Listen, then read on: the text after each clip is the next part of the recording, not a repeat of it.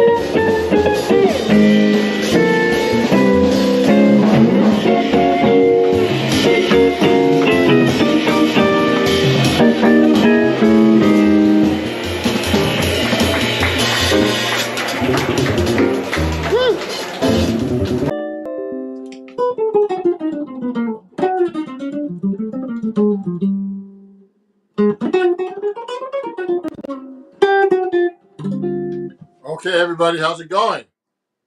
I'm just checking here, and Facebook and YouTube, and I'm also going live. I think I'm going to go live right now on Instagram. So let me set that up real quick. And if anybody has any questions or anything, let me know. I'm going to actually go and go live on Instagram as well. So I'm going to do that right now on my other device. So we're all in sync right now. How's everybody doing? If there's any questions, please send them to me. This is a real last minute live here. And I'm going live actually as well on Twitch, which I never usually do. Hey everybody, how's it going on Facebook? So we'll start having people come in soon, very soon. And in the meantime, I'm going to go live right now on Instagram. So let me set that up. And if there's any questions or anything or requests, let me know.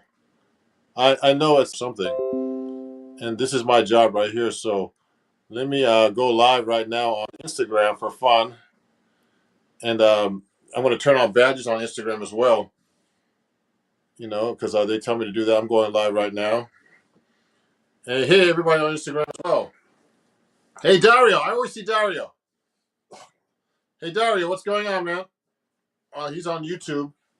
And I'm letting everybody know that I'm going live right now on Instagram, too. So let me do that right now. I'm actually on Instagram.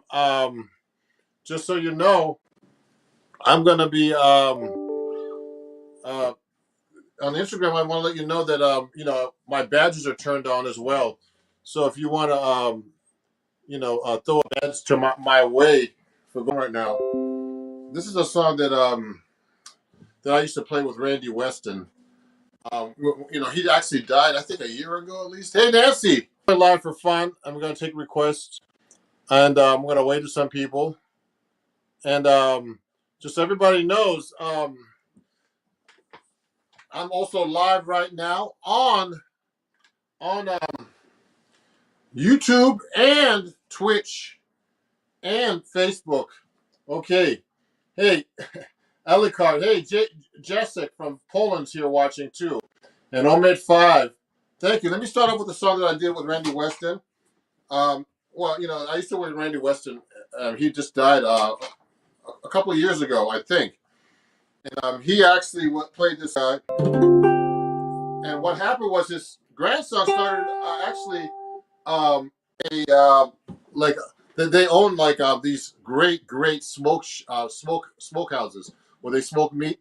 They have a place called Brothers Smokehouse here in New Jersey, in the Jersey area, and they had Nod Harper and Belden Bullock. It was a great gig. So let me start off with this song by Randy Weston called High Fly.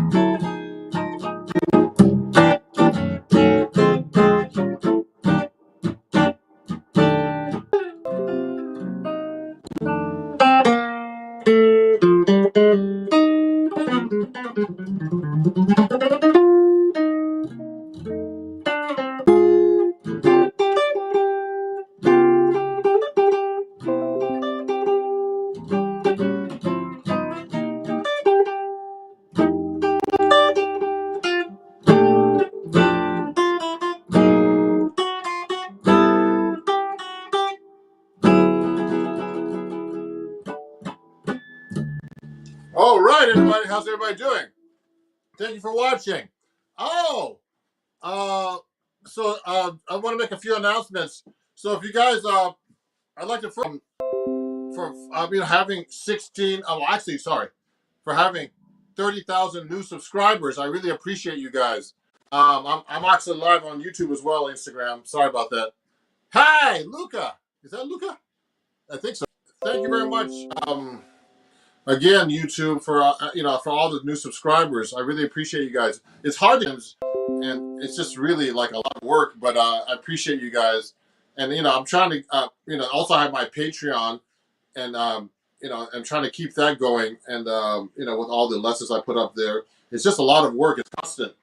And also followers on the Instagram too. And I appreciate you guys. It's hard to keep up with all the content on Instagram, everywhere else, and TikTok and all that stuff. So that was a great song by Randy Weston called High Fly, and he was a great guy to work with. I was supposed to actually have a concert honoring him at Columbia University last year at the Miller Theater with a bunch of people that worked with him. And unfortunately, I'm supposed to be doing a tour next year in the Midwest and the West Coast. And it's being booked right now. By my team and everything. And right now, I hope that we can actually continue with this tour with all the stuff going on, with vaccinations and COVID and all this stuff. So everybody, and if I'm fully vaccinated. I want to go out and play some gigs, and so we got to get this going. So anyway, let me see some of the questions here. Can I hear your favorite Cole Porter tune? Oh man. Omid5 asked if I had my favorite YouTube. If you enjoy what I'm doing, you can actually donate via Super Chat. There's a little $ on the right-hand side. So you guys know on Instagram, if you're enjoying my show, you can actually also donate via badges, okay? So badges are a new thing that Instagram's telling me to do because, actually it helps us support my channel and me as an artist. So I appreciate you guys. I have a lot of, that's it. So I have some more announcements. Let me continue. Let me play one of my favorite Cole Porter songs. Oh, she said, I know 5 minutes going up and down the scales. Hey, I'm going to answer that question after I play a Cole Porter tune right now. Let me see if I can think of a Cole Porter tune that, let me look up Cole Porter real quick and pick up one of my favorite tunes for you guys. Because there's a lot of tunes he wrote. I'm going to look right now on the internet.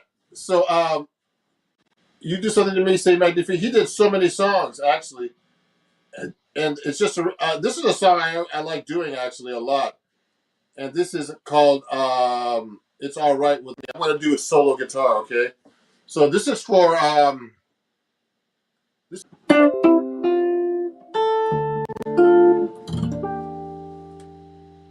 Let me see. Let me turn this down a little bit.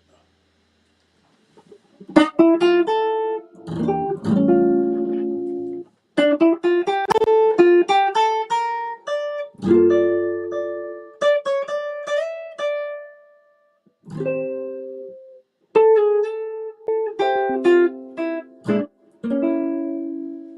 we go.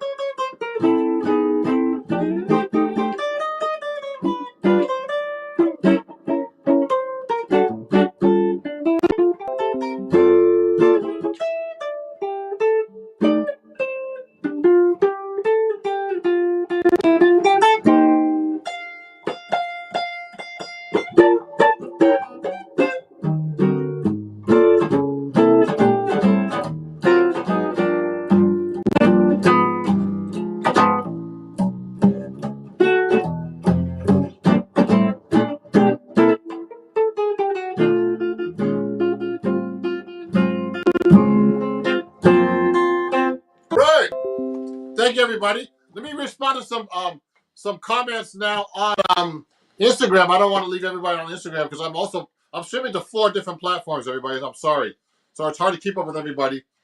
I'm using StreamYard now, which is really kind of cool. So that's whoever you were. Let me see who sent me that. I can't see that, but anyway, thank you. I honored the request. Thank you for the £5. Let me see. Let me see now. Let me go to Instagram right now and look at some of these comments. I'm taking requests and stuff. I'm booking a tour. I'm about to do. Actually, everybody, I'm going to be announcing in Indiegogo to do my new album. Okay. It's a follow up to my last album because right now, you know, right now I'm actually doing a new album that's a follow up for this album called Standards and Other Songs, and very soon. Thank you, Omid5, for your donation on YouTube. I really appreciate you. Thank you very much. So be on the lookout. It's going to start September 8th. It's going to be a big thing.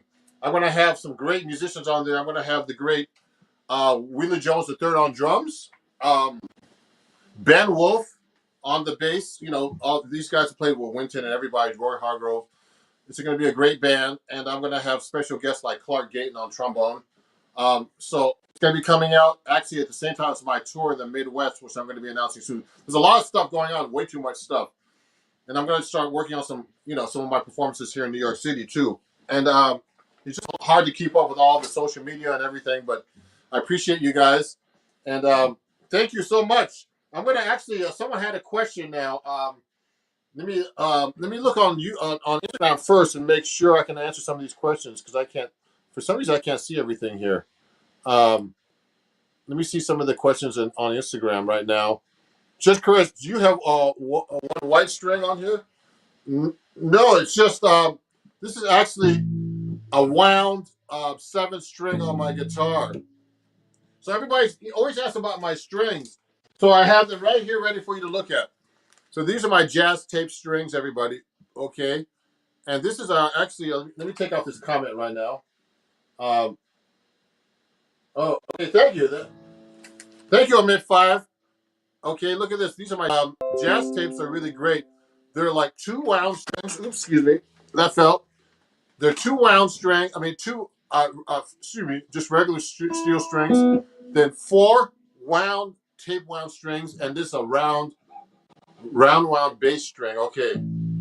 So now let me go and answer this question here.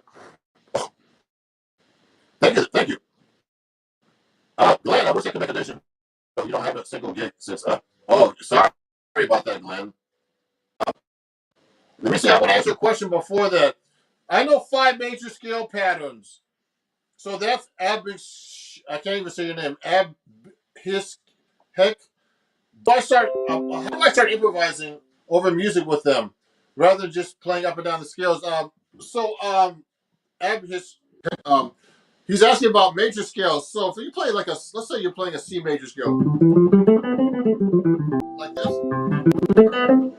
you can do different kinds of techniques. You can actually arpeggiate the C major scale. Okay, you can actually use approach notes for each chord tone. There's 16 of them actually, and actually the 16 approach notes are different ones. Okay, I could do all those different kinds of approach notes, so you don't have to just play the scale tones. You can use approach notes, enclosures they call it.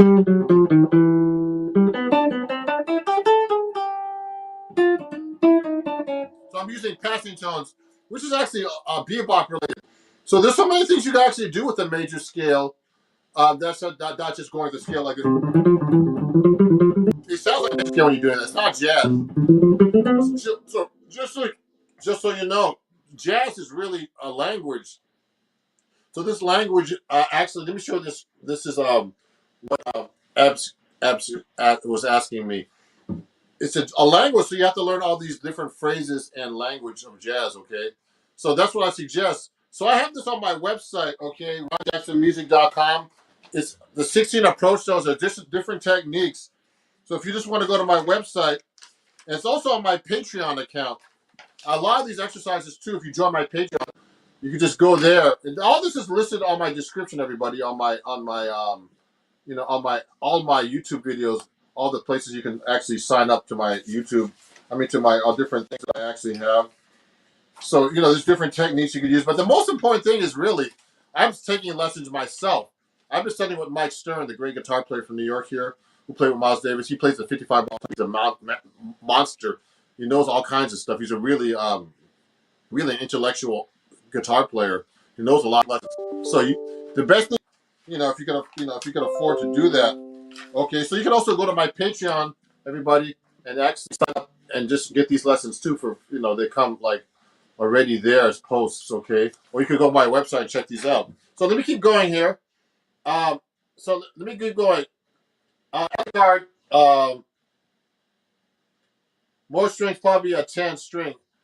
You know what? Alucard, no, okay. Someone's asking about that. Hey, Yumir, how you doing, man? It's great. My student Yumir, he's a great guitar player. He went to see Julian Lodge, who's a monster guitar player I really enjoy. I've been hearing about Julian Lodge since she was like 10 years old or something.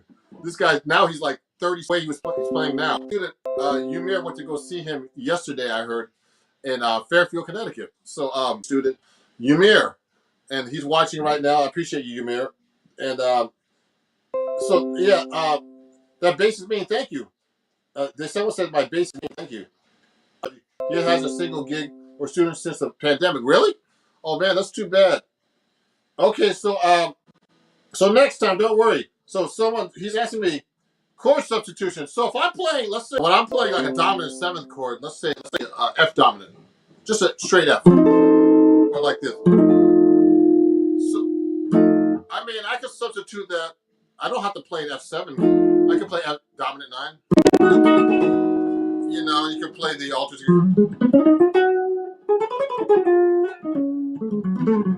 When I'm doing a dominant chord for.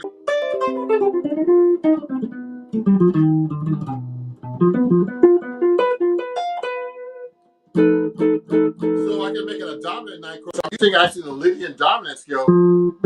5, 6, flat 7, 1, which actually comes to the melodic minor scale. So actually, everybody who's watching, I have some videos like this on YouTube already about substitutions, tritone substitutions, the modes of the melodic minor and the major, and you can use all these substitutions like from. There's so many minor scales you can actually use on a minor chord. You don't have to use like a natural minor. So let's say I'm playing a D natural minor. I use a D, Dorian, Phrygian. I mean, there's so many minor scales. Harmonic minor. Guitar players, you should be able to play these everywhere on the fingerboard. So if you're playing D harmonic minor.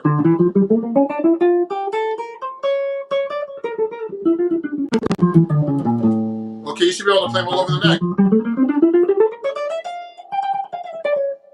So that takes a lot of practice.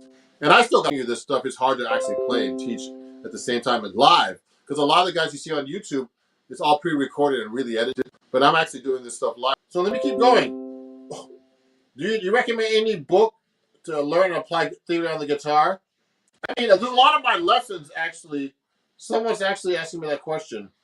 So what I like to do is apply my theory to the guitar. So that's what I actually do on my videos and lessons on my website. So go to my website and you can pick up those lessons really cheap, like a couple of dollars, and they come with videos, most of them actually. Okay, so free jazz tune, Mr. Ron. Oh, so let me see. Hello, sir. It's hard to say. I mean, for jazz improvisation for guitar technique, I use a William Levitt book just for this book from William Levitt. It's a good book. Okay, so a big book. So sorry about the language. So this is a really big book, so it's a lot of studying to do. And I'm actually working through this book right now. So Daniel's asking if I do lessons via Skype. Yeah, so I mean, for example, yes, I do lessons via Skype, actually FaceTime. I have lessons all over the place, actually. In California, Colorado, Connecticut, wherever. Europe sometimes, Australia. depending on time. It's kind of hard with the time zone. So yes, I do lessons like that. So a free jazz tune. Let me see if I can do something like that. So, oh yeah, Glenn said he's been working on the melodic minors, so that's great. I'm gonna play a free jazz song. Let me see if I can think of something. I used to study with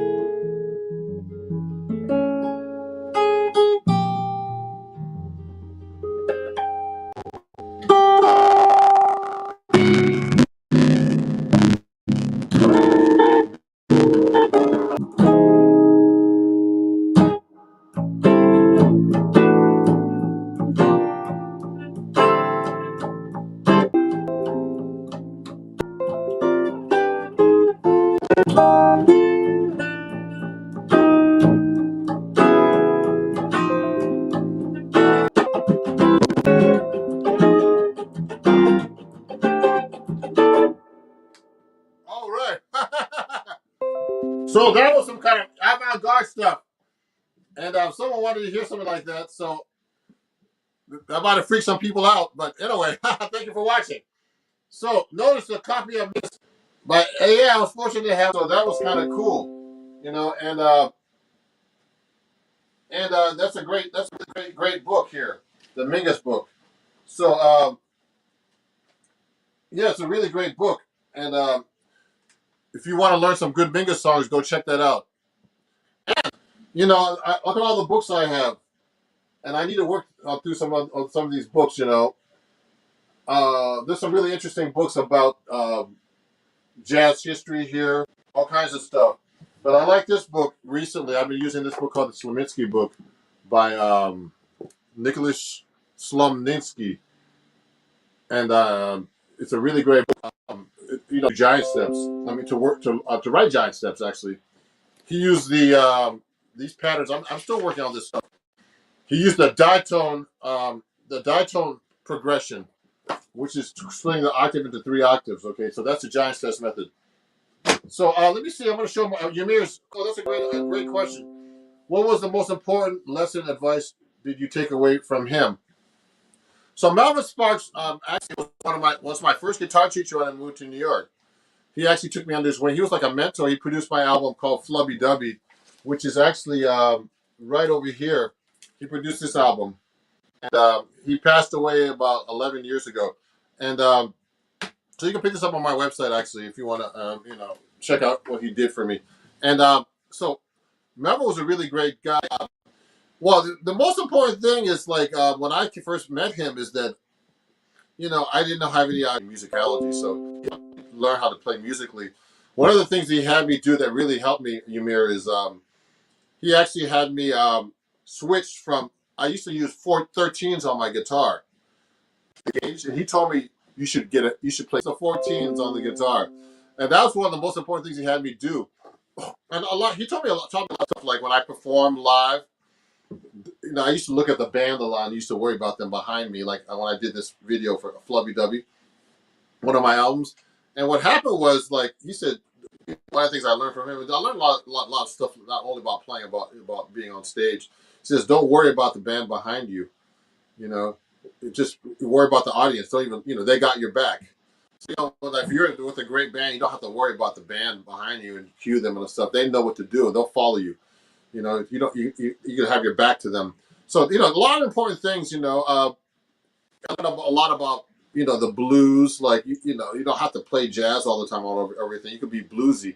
So sometimes if it doesn't fit sometimes, so play some bluesy stuff. And he would talk to George Benson about Melvin's. He was on a lot of recording sessions, all kinds of stuff. Actually, Melvin, until he died. Unfortunately, he died so early, man, of a heart attack. So thank you for watching. Right now I'm starting to in New York, so I'm gonna go get some lunch right now. But I'm gonna be going live once in a while.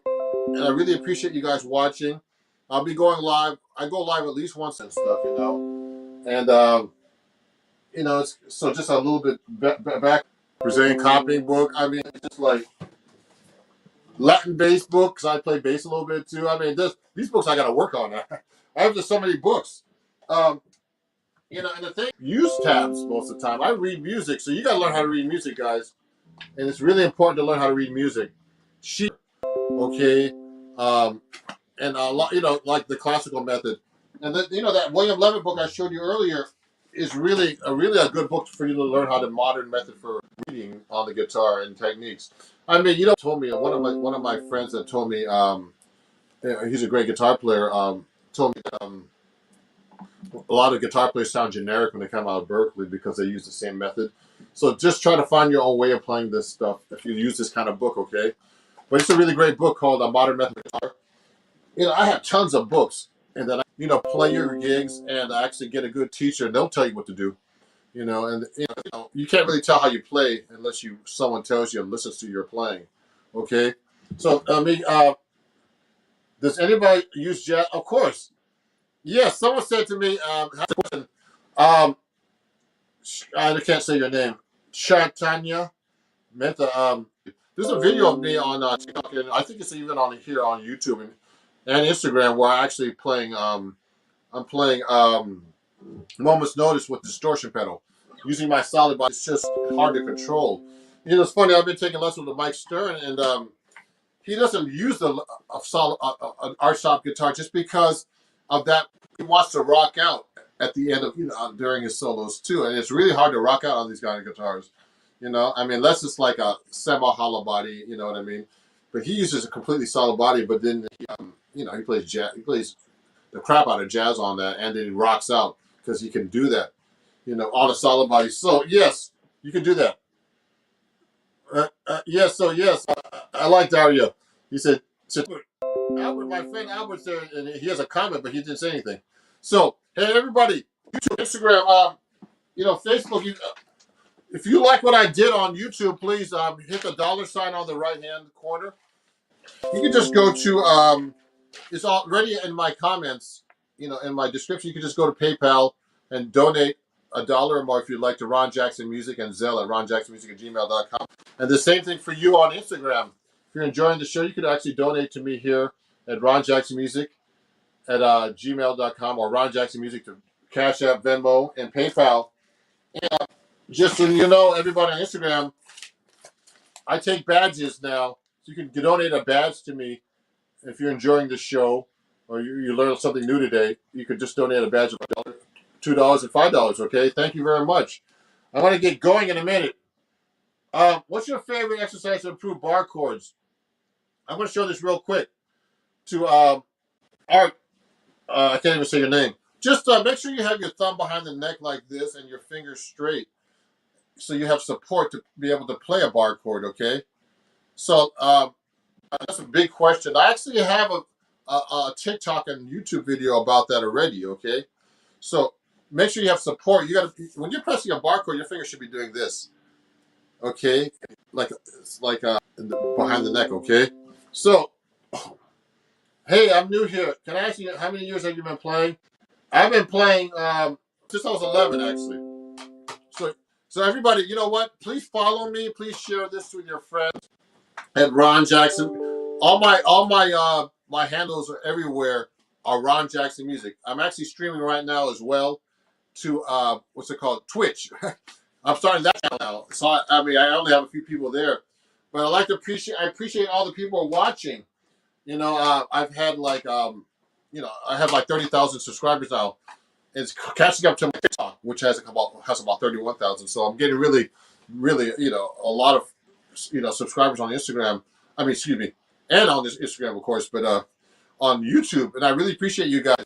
And thank you for all your support. And I'd love to answer your questions. Hey, Luca.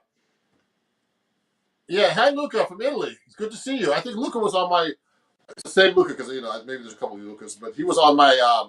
He actually won a contest to be on my Instagram. I mean, to my YouTube live, and I can actually invite people to play. And I can too. Just so you know, I'm going to be doing an Indiegogo soon. It's going to start on September 8th. It's my album. So if all my subscribers donated $1 to my Indiegogo, I would have enough to produce my album. So please, when you hear about it, it's going to be coming out soon. If you could donate $1 or more to help to fund my new album, that would be great. I'll let you know when that's coming out. It's going to be starting next month, okay? So thank you everybody for watching. Oh, someone, I like you're welcome. Hi. Greetings from Poland. Okay, great. And Dario said my top 55 uses a Joya vintage overdrive pedal. Oh, cool. Cool. He's watching all my lives. Thank you, Dario. And he's a great guitar player himself. And so everybody, thank you very much. I'll be seeing you guys soon. And thank you for watching. Watch the playback after this. And send me questions and comments. You can email me too at ron@ronjacksonmusic.com. And thank you very much. And share this with everybody. And we'll see you guys very soon. Have a great day. Okay. Bye-bye.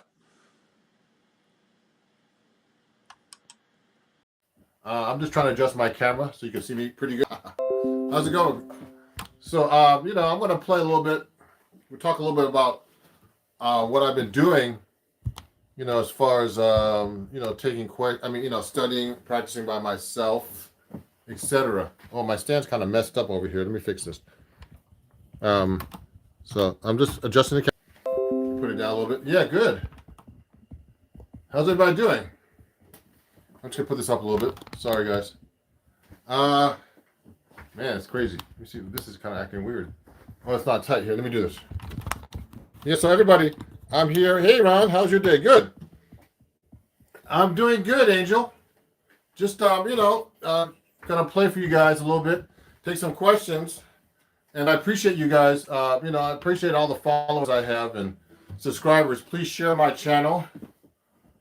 Do you know any Ween songs? I'm sorry, I don't know. I'm mostly a jazz guitar player, but just in case you guys,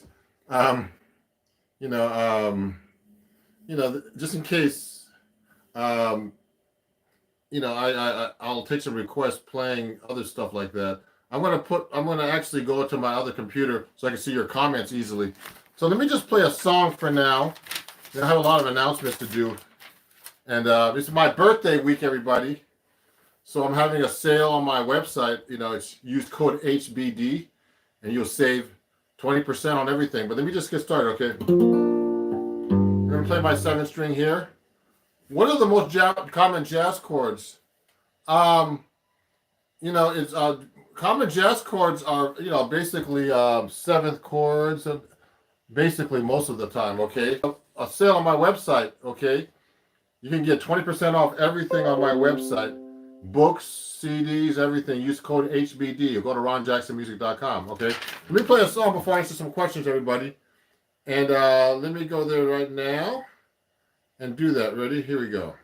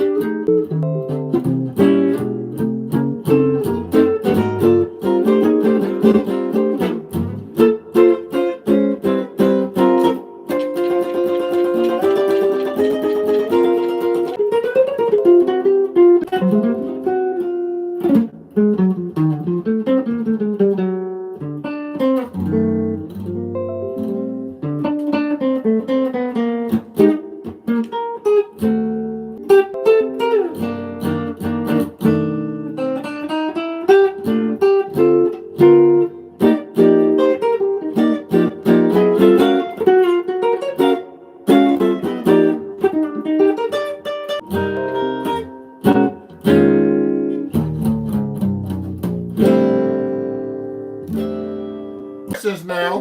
So thank you for watching. Let me go look up and see what you guys are saying and doing. See some of the questions here.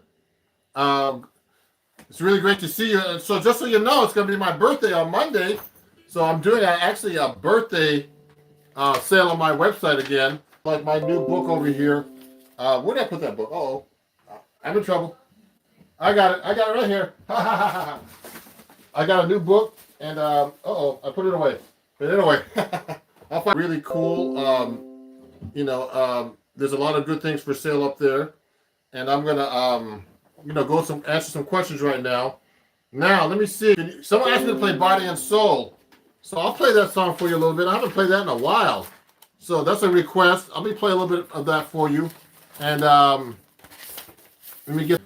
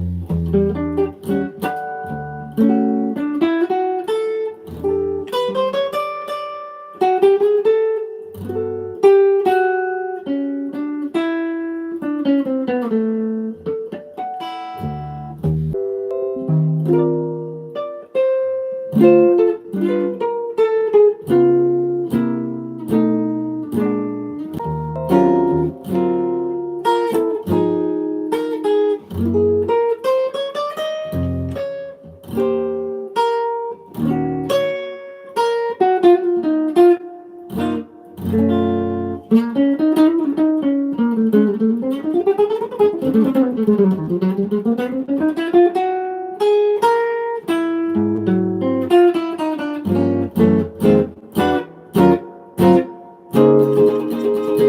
that was a request for Body and Soul.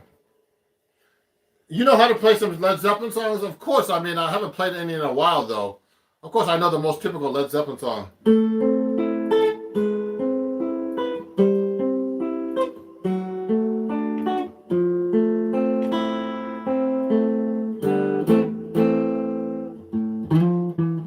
So this is a 7-string guitar. Also, Cashmere is a great song, actually. But I used to know those songs, but I can't remember all those songs. So I'm taking requests, but only if I know them, or kind of know them. I haven't played Body and Soul in a long time, and it's actually not an easy song to play. Let me grab something, so I can show you something, guys, real quick, so you can see something. Where is that? Oh, I guess I can't find it. Oh well.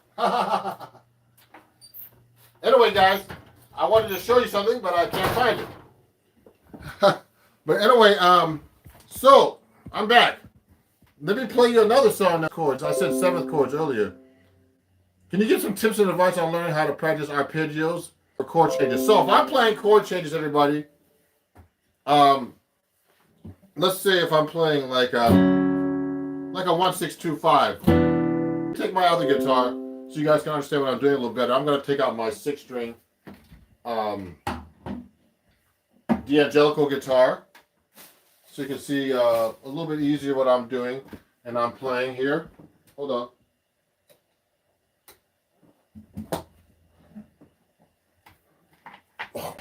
XL1.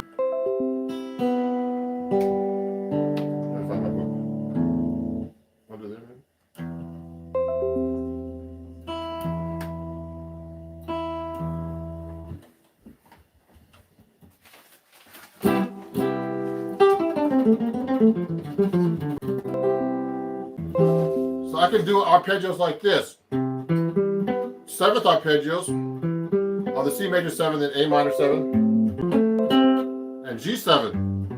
Now, what I want to do particularly is this. I play C major as far as I can reach. Okay? And then also I would try to play different positions. And I used to practice my arpeggios like this.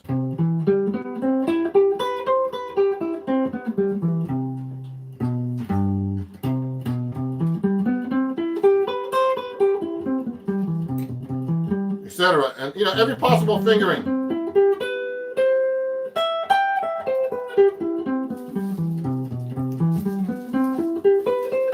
Here, everywhere.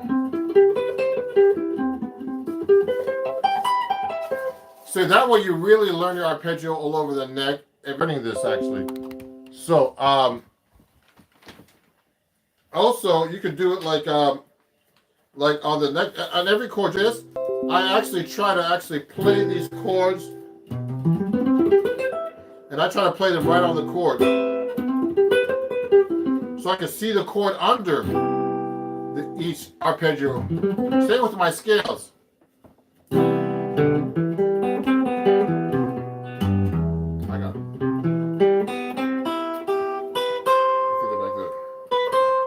Arpeggios, everybody, and and that's basically what I do a lot, when I'm practicing.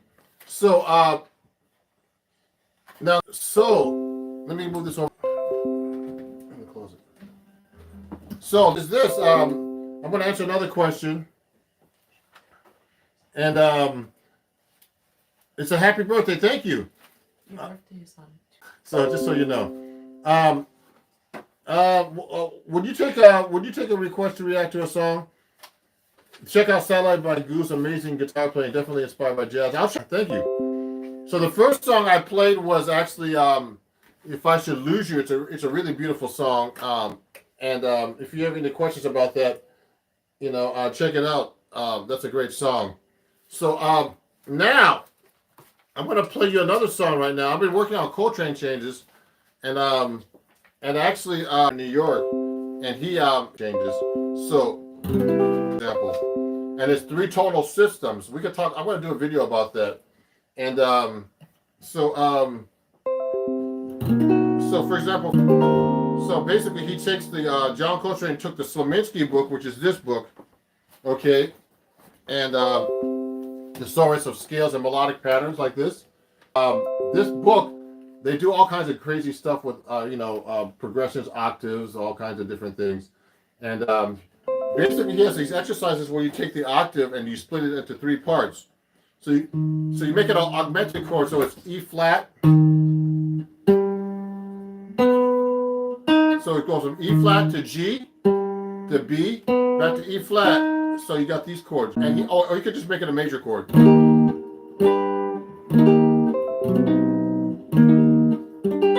etc. So giant steps is based on that progression, So you actually go from from the key of B, then you go to G, then to E flat, and then you go into the key of G, to E flat, back to B, and then back to E flat. So I'll do things like this, going through those chords instead of playing like arpeggios. You could play arpeggios to that song, for example, giant steps.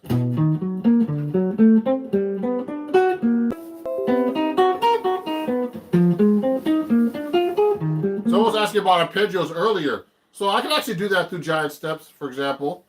But I mean, what Coltrane did was he did the 1, 2, 3, 5 pattern, and he would go like this.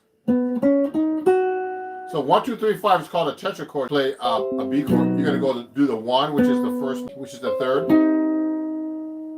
D sharp, excuse me, and then F sharp, which is the fifth now. 1, 2, 3, 5. He would do that through all the chords like this, the same pattern.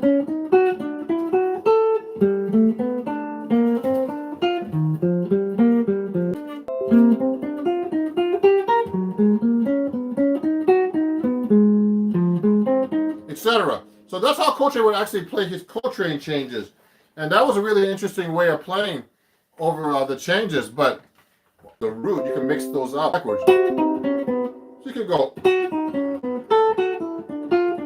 Let me see.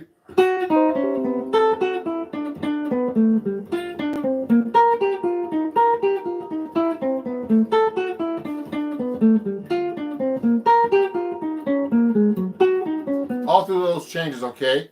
So when I'm actually playing through those changes, I'm actually mixing all this up and trying to use new ideas because I'm always trying to get better. So so let me answer some more questions here. Let me see. I'm gonna find something here. Anyway. Okay, so anyway, I'm looking for something, and so everybody, one more question. So I want to let you know, if you're enjoying what the content I'm doing, I'm actually taking donations. Oh, Aiden just got my book. Where are you, Aiden? Thanks. I'm glad you got my book. I'm trying to find my book to show everybody, and it's around here somewhere. I put it here someplace, hidden or under or something, but it's in here someplace. And this is this is really great, everybody. So if you enjoy what I'm doing, please you could actually donate $1 or more, or if you enjoy the request, to my PayPal. You save 20% off. It's my birthday. You can buy my book up there. Everything. I have CDs for sale, like this one, my latest CD, or downloads. If you let me know, I have to put the downloads up there, okay? And I can send you the code. And just use code HBD, to celebrate my birthday. Okay, great. So, I can do that a little bit. Let me see if I can play that for you guys. Desafinado by Rocky Chang. So let me put that up here. I'm gonna put it on. I'm gonna use a backing track for this one. Okay, here we go. So let me look for that right now. Desafinado. I'll do that a little bit.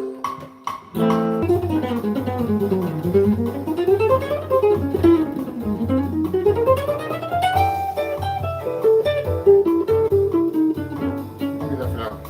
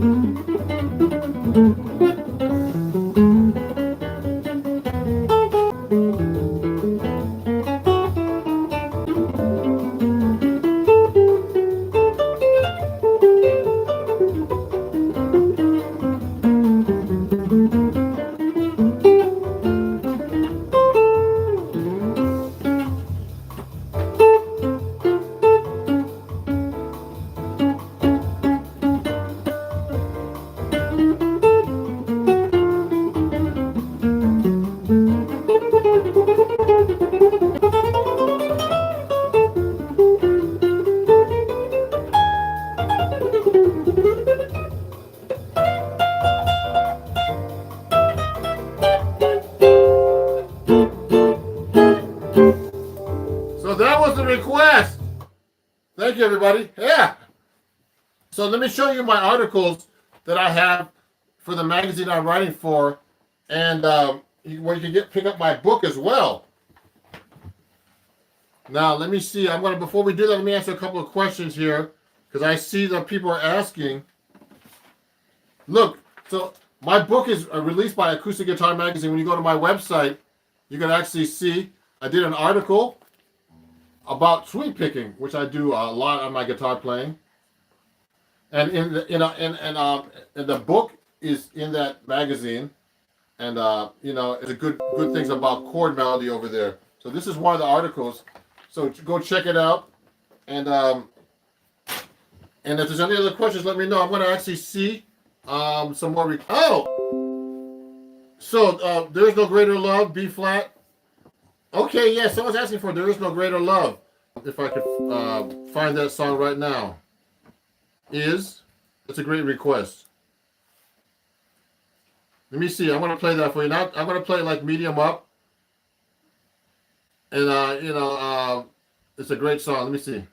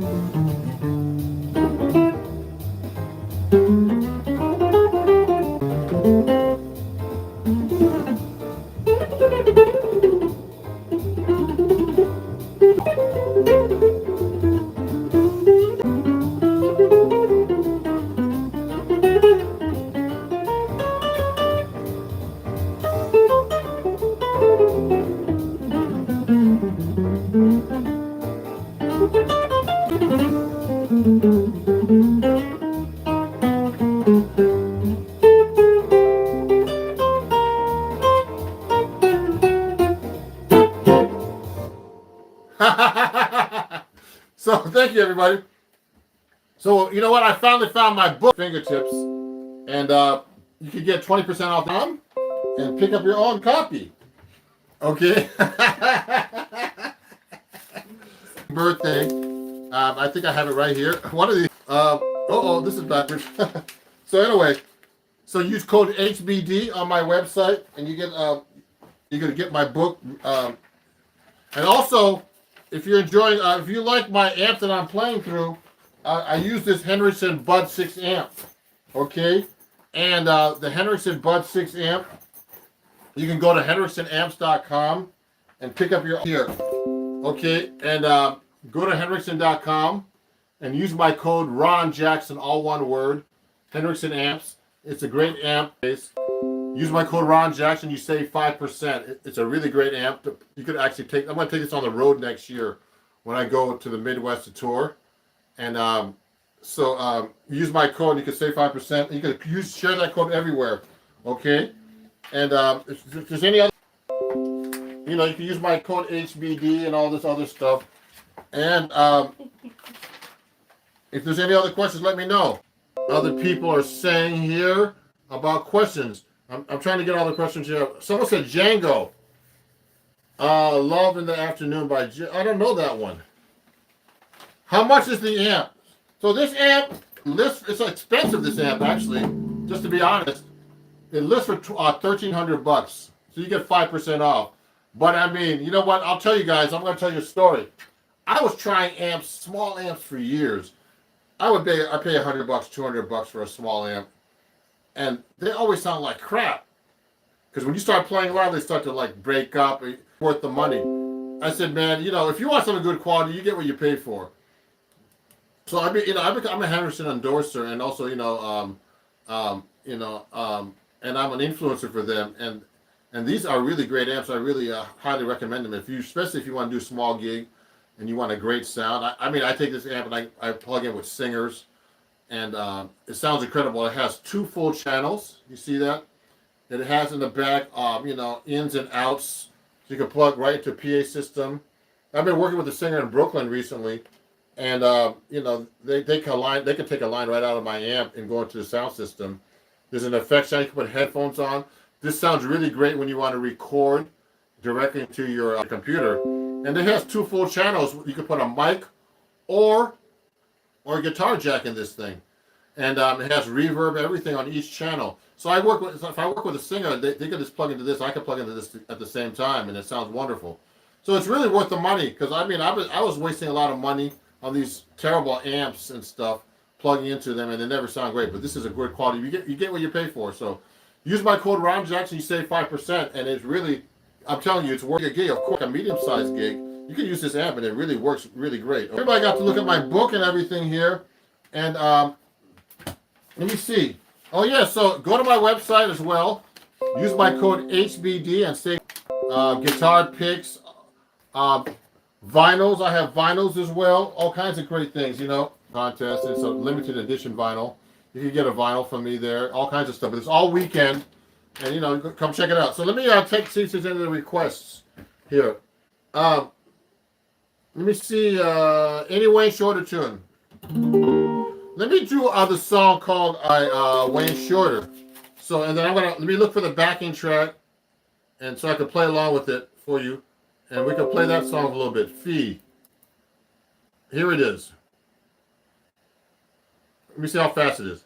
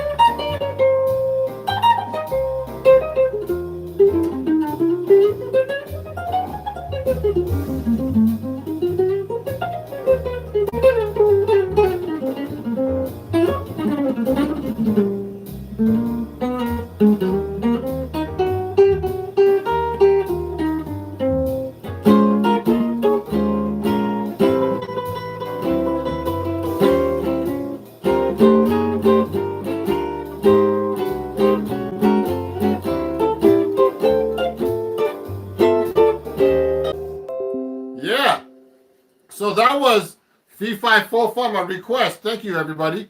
Yeah, for playing the tune, Ron. I have it. I'll add it to the list. Sounds great. Oh, thank you very much. Thank you, Glenn. And I'm glad I'm glad you guys are enjoying the show. And I'm trying to answer your questions and requests as best I can. It's like a good review for me.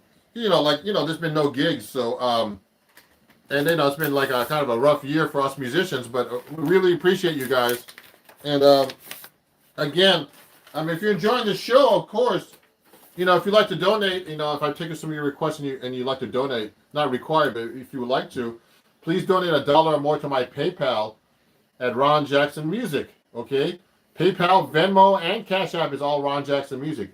And I really appreciate you guys watching. And I'll try to answer the questions as best I could. Hey, Dario, but this is mostly a jazz kind of a live stream. So, and please everybody watch my videos. I try to put out some good, credible information, and I'm playing live. It's not pre-recorded, so it's all raw and there for you.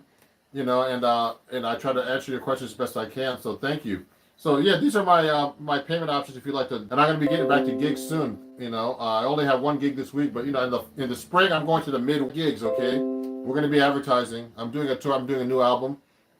And so my last album, Standards and Other Songs, did really well. And I'm gonna be doing some stuff off that. But also I'm gonna be doing a new record called Standards and My Songs. And it'll be a bunch of, like standards I'm arranging and also pop songs and all kinds of stuff, okay? So let me play you another song. Oh, Cherokee. That's a good one. I'm going to do that one.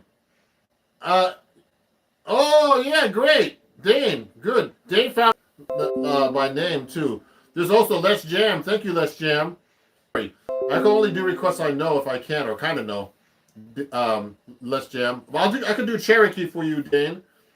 And, let me see. Midwest. Okay, Dane, you're in the Midwest. I'm gonna be I know I'm going to Ohio, Minnesota, Kansas, Wisconsin, Madison. I'm gonna be over there. So just take a look at my website. Did you study with Dunbar? I studied at Dunbar. He was great, man. He really helped me learn the fingerboard. Okay, let me play you Cherokee since someone was asking about that. Let me put it kind of up. I need to practice my up tempos today. Just so you guys know, I didn't touch the guitar till now, really. I've been busy, teaching and playing guitar. Also, I teach. So if you want to get to, you want to study with me, please let me know. I'll put Cherokee at 300 right now. Okay, which is kind of a fast tempo, but not too fast. Okay, so here we go.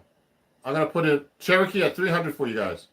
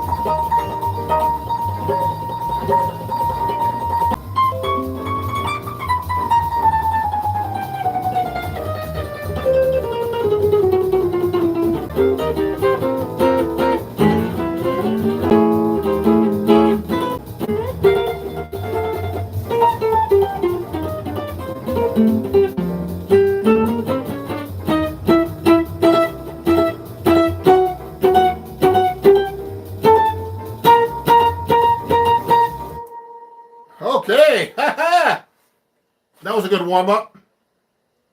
Now, you know what's funny? I'm playing my 7-string right now. I mean, my 6-string, but I usually play my 7-string. And thank you. So, yeah, that was a Cherokee. Someone that was a request. And thank you. On 6, please. Thank you. So let me play that for you. I'm going to use my 7-string this time. Play Stairway. I played that earlier, actually. Dane, I can play a little bit of that for you. Hold on. Let me get my 7-string for you guys. I'm going to be going on just for a little bit more. I've been up here for like at least an hour now. No, 47 minutes. I see right here. So again, everybody, there's a sale. It's a birthday sale. I gotta let people know. I'm having a birthday sale on my website. Save 20% off my website, everybody. Okay. Use code HBD at ronjacksonmusic.com. And you can get cool books like my book Chord at Your Fingertips, Chords at Your Fingertips, all about cool chords that like you could do chord melody. Here's one of my exercises right here, where you could learn a full chord melody of from like one simple melody line into a full chord melody. So it's a really great book. Actually, one of my people watching right now just got my book in the mail, and so they've been using my book. And you know, it's a great book. Yeah, this is a great book. I sold a bunch of books already, guys. So pick up yours. You get 20% off. And, you know, right now, the sale will end soon. It's my birthday weekend, so it's going to end soon. So come back and check it out. Oh, someone's asking about Chet Atkins. You know what? I studied Chet Atkins stuff too a lot before, and I can play a little bit of stuff like that. But before I do that, let me play that request for 4 on 6. Let me see if I can do it without backing track. 7-string.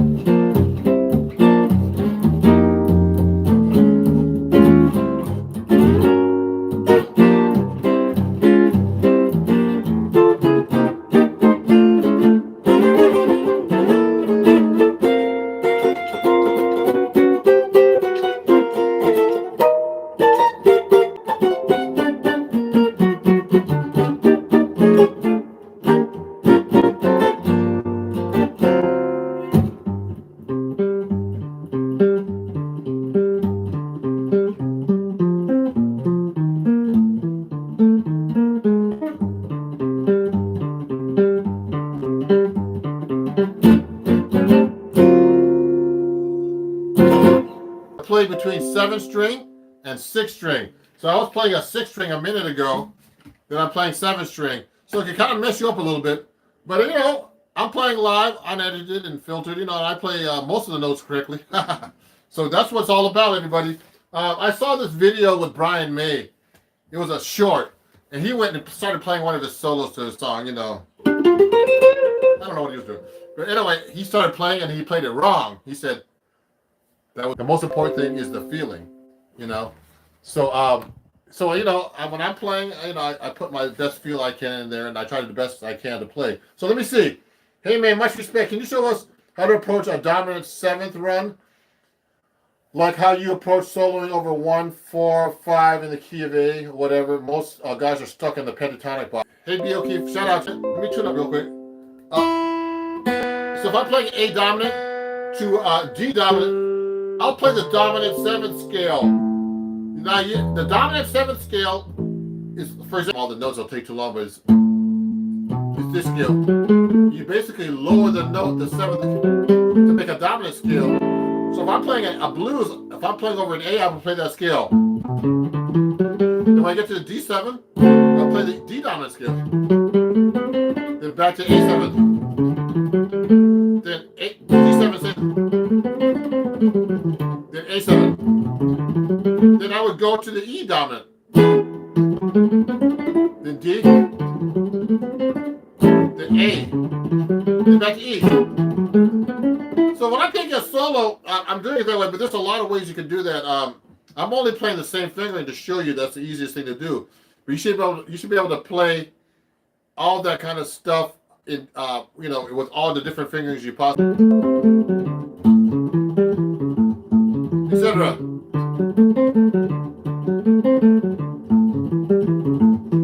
Etc. You can go through the blues just like that. Okay, so that's how you practice the dominant 7th chord in the scales through a blues, so you can get around that pentatonic run. You know, that's a very, you know, I don't want to knock guitar players for playing pentatonic. Actually, we all start playing pentatonic, and that's the easiest thing to play on the guitar is because of the way it's set up, the neck, and the strings, excuse me, on how they're tuned. But you know, if you want to get to jazz and stuff, that's when you have to really learn how to play your scale. So you know, that takes a little time.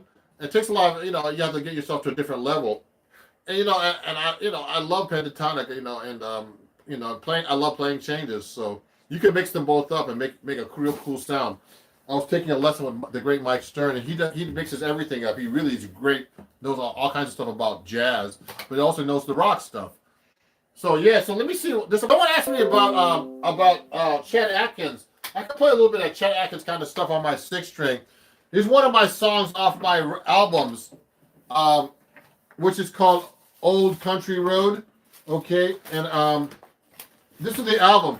You can get it on my website. Remember, everything on my website is 20% off, everybody. So if you want to get this, use my code HBD. This is one of my records. It has all acoustic guitar, and I do all kinds of acoustic guitar stuff, you know, from African sounding stuff. You can pick up this album here. It's called Acoustic Invent Yours. And wow, yeah, get that. It has all kinds of stuff. You can save 20% on my website. Use code HBD, okay, and you can get this great CD. And this is one of the songs on it, so you can get an idea of how I can play fingerstyle a little bit. I'm not the best fingerstyle guitar player. I practice as much as I. One of my songs.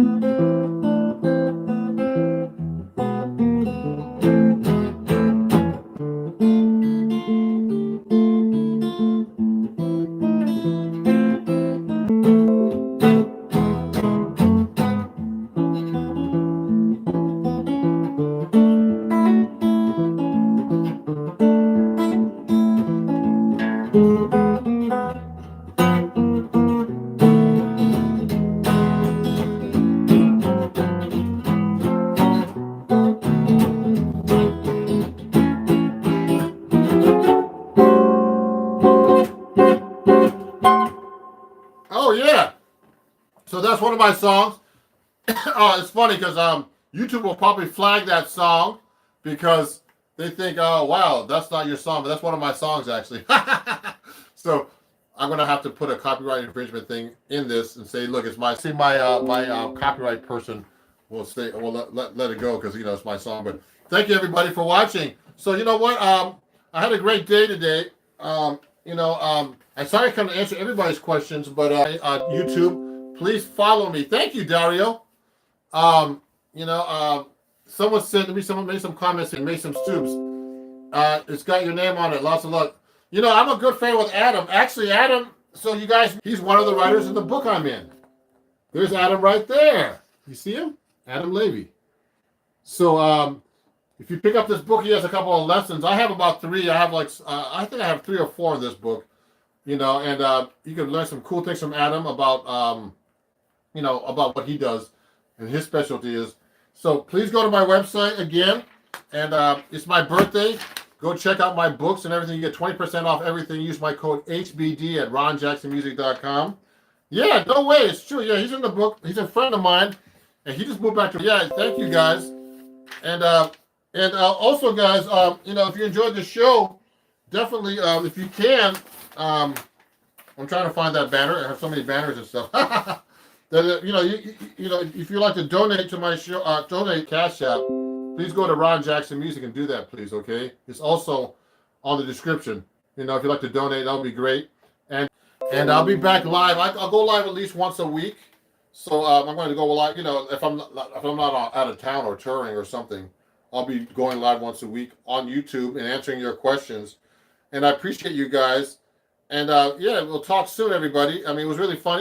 There's always issues when you go live with there's no editing. I'm trying to find stuff and it's crazy.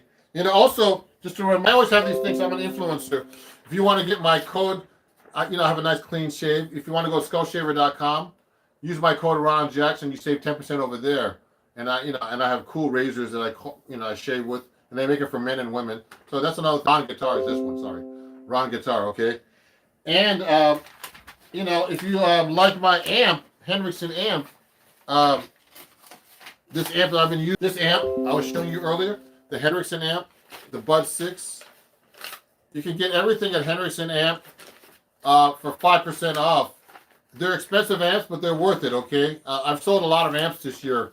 Use my code Ron Jackson. You can save 5% on Henriksen amps. And thank you, everybody. And, email me at Ron Jackson Music, or if there's anything you need, and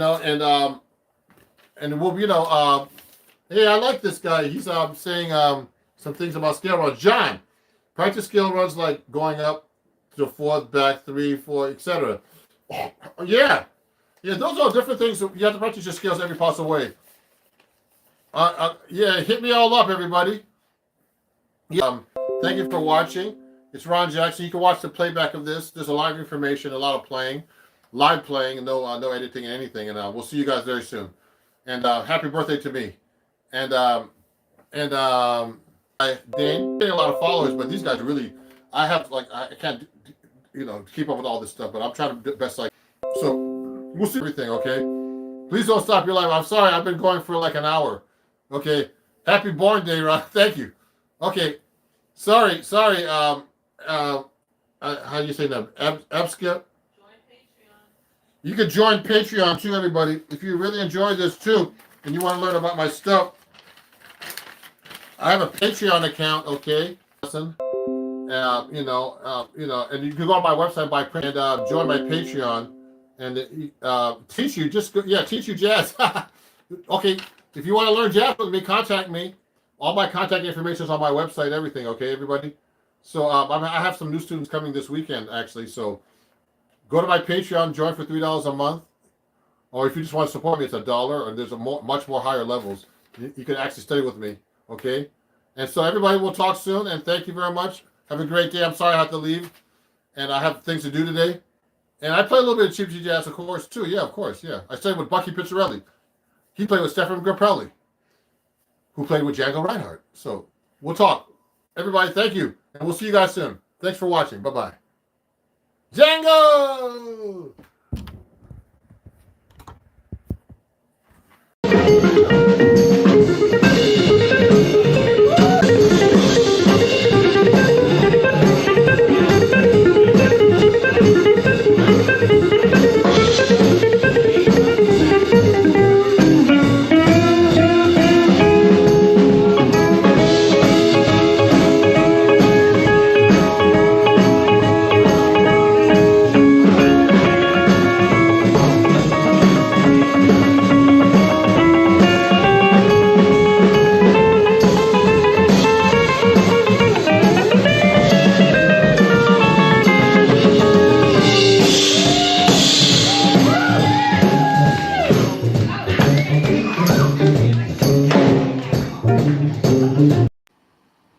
issue earlier where I couldn't go live. So let me see if I can go live now.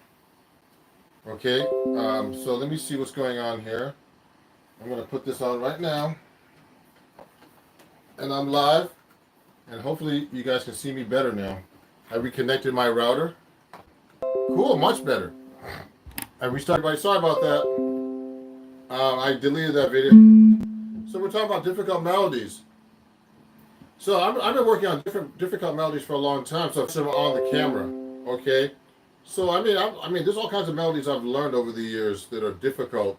So let me play a little bit. Like I was telling you, I was trying to work on "Got a Match" by Chick Corea. So it goes like this. I'll do it slow.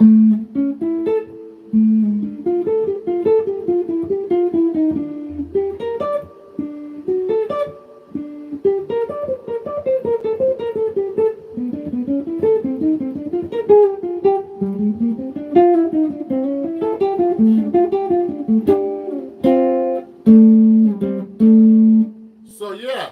So you know what? When I'm playing that melody, I've been practicing that thing for like a year. You know, and the thing is, it's not playing it that slow. It's being able to play it fast. But I would practice this so many different ways. I would go like this. And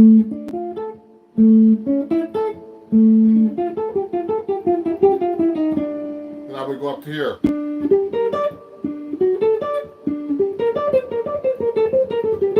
So, you know, so that lick is, I did it here.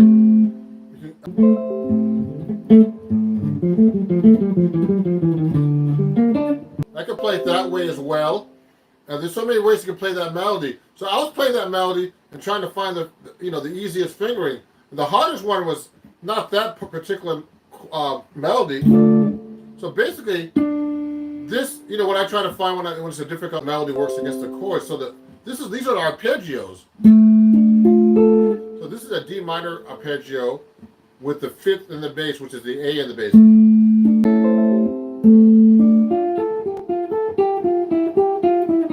It does the same thing.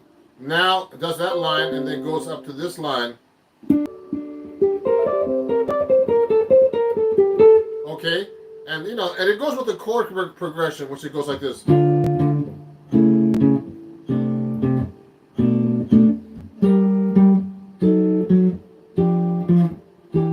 It's basically that progression. We call it C7 with the A7 dominant with the C sharp in the bass, which is the third. Then it goes to a D. The melody kind of goes around that, etc. Okay, so when I try to learn these difficult melodies, I try to see how they go around the chords as well, because it gets complicated and it can be really weird, you know, if you don't learn how the chords go with it. So, let me see some of these questions here. Good day, sir. I'm new. Can you show us the difference between jazz and blues again? Well, okay. Let me see. Van's asking me. Okay, I like that name. So Van. So blues is just well, you know, blues chord forms are basically. I don't want to say simpler, but they are simpler than jazz chord forms. So let's say you're playing a blues in E.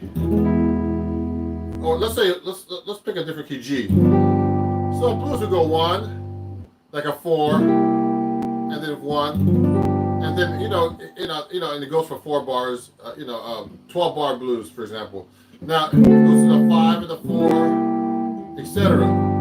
In the blues. Okay. Now in the jazz song, we would like reharmonize this basically.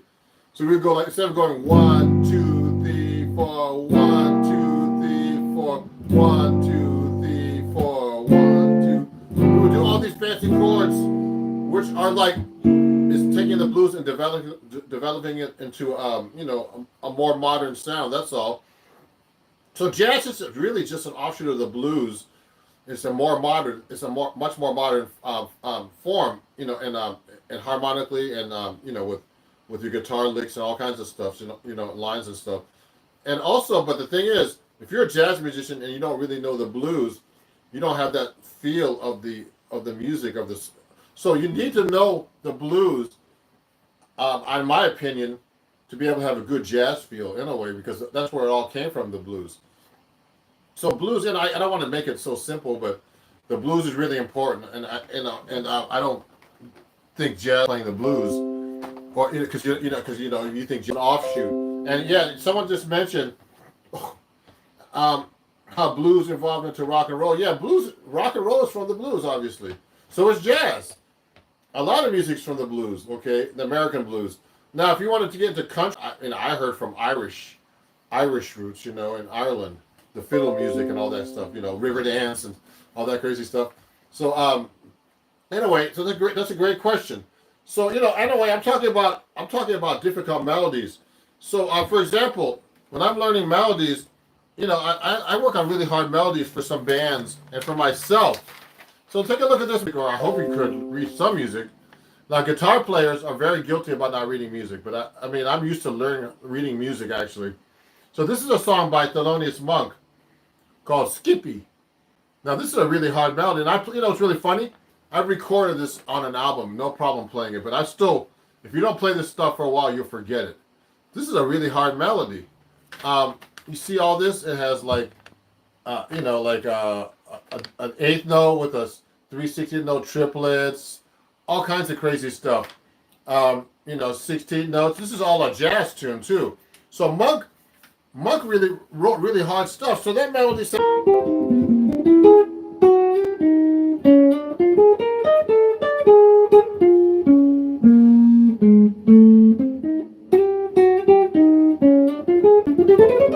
So that's a lot of stuff, man.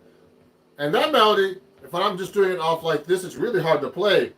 And and there's some weird fingerings that I have to practice. I'm practicing other stuff and going live a lot. So you start forgetting these melodies. Really hard melody and a lot of difficult chords. The chords go like this.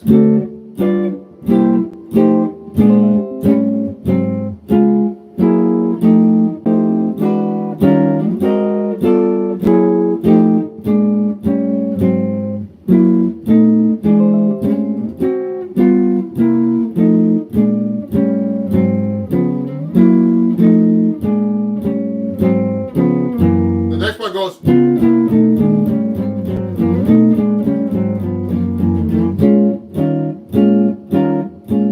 Stuff too. Thank you. God bless me. Thank you, Lynn. Oh no, it's not Lynn. Sorry. Fanny Robert Beats Bez Studios. Wow, you got a lot of words in your name there. Mine's just Ron. Subscribe to me, please subscribe. I have a lot of cool content coming out, and a lot of cool, honest content where it's not unfiltered, and I try to melody. So I'm talking about this Monk tune called Skippy, which I recorded about 10 years ago, and I played this fine, but I haven't been playing this at all. So we had a gig the other night, and see how all those melody notes there. So what I do.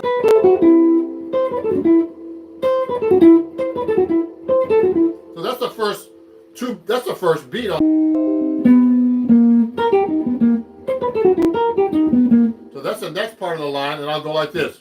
So that's a lot of notes.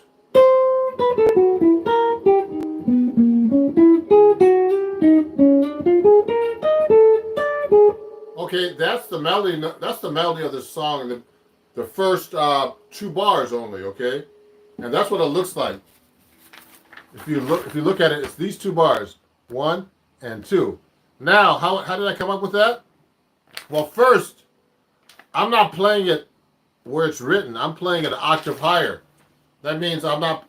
It's written here actually. It's written here.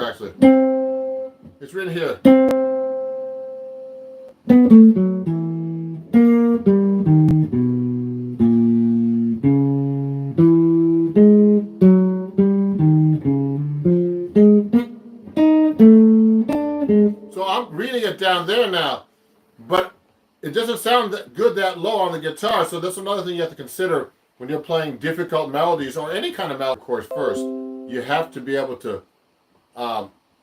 It's better to transpose up the melody because sometimes it's too low for the guitar. The guitar's a low-pitched instrument anyway. So I'm reading it up here, and now I'm still reading the melody here.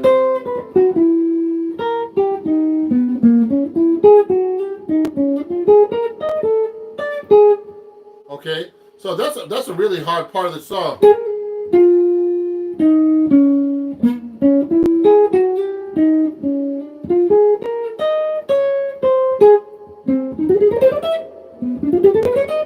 So that's all this part right here. If you're looking carefully, I just played up to this bar right here. So I played all this and all this just now. You see how hard that is to play? It's crazy. So this is Thelonious Monk's music, and now everybody thinks that Thelonious Monk is this, like this.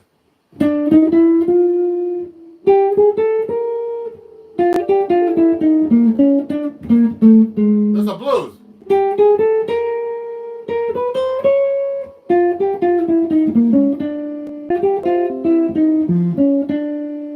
So that's Blue Monk, but that's one of his easy songs, and that's not even easy to play. Okay, because you know he does a tune like that. It's like really like and actually the melody goes like this.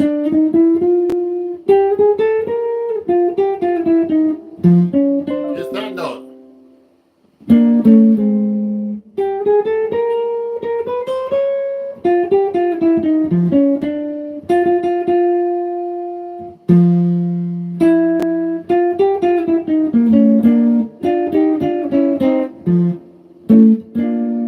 So you can actually do all those harmonies that he does too, and he'll do the harmony like this.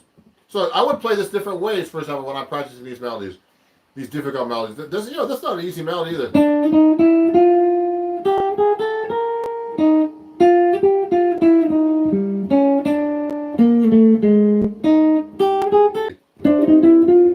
I can do it here.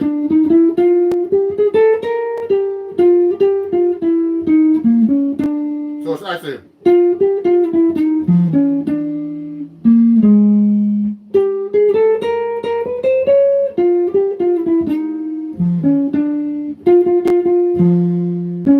See what I'm doing? So I practice things like that so I can really know the fingerboard and play these difficult melodies. Thank you, fan Robert.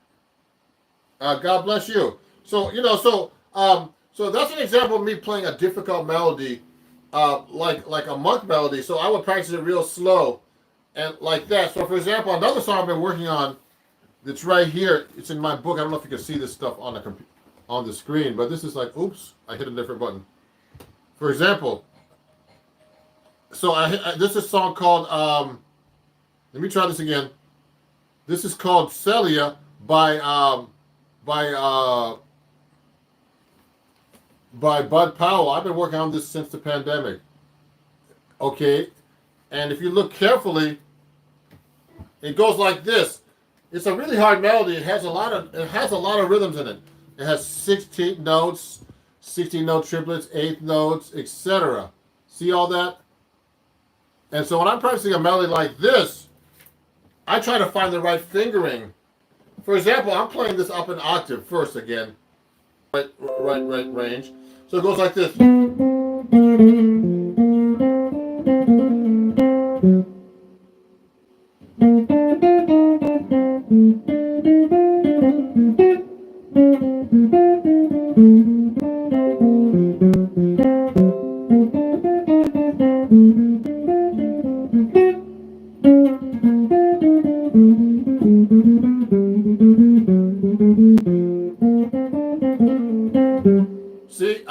See all those rhythms I'm playing there? So what I did was, the melody's hard to play and hard to remember, but it kind of follows the chords. So the chords go B flat major 7, then C minor 7 flat 5, and then D minor 7, and then E minor 7, E flat minor 7 to A flat 7. Then it goes D minor 7, D flat 7, C minor 7, B7.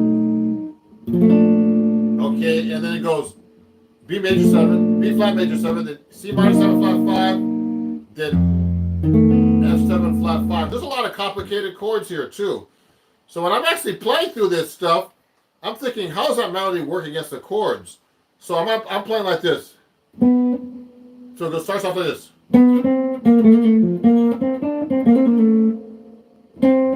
So when that melody is being played over that B flat major 7, then when I get to that C minor 7 flat 5, this part is this. So I can see that note goes on that C minor 7 flat 5 chord. Then it gets to the D minor 7 chord.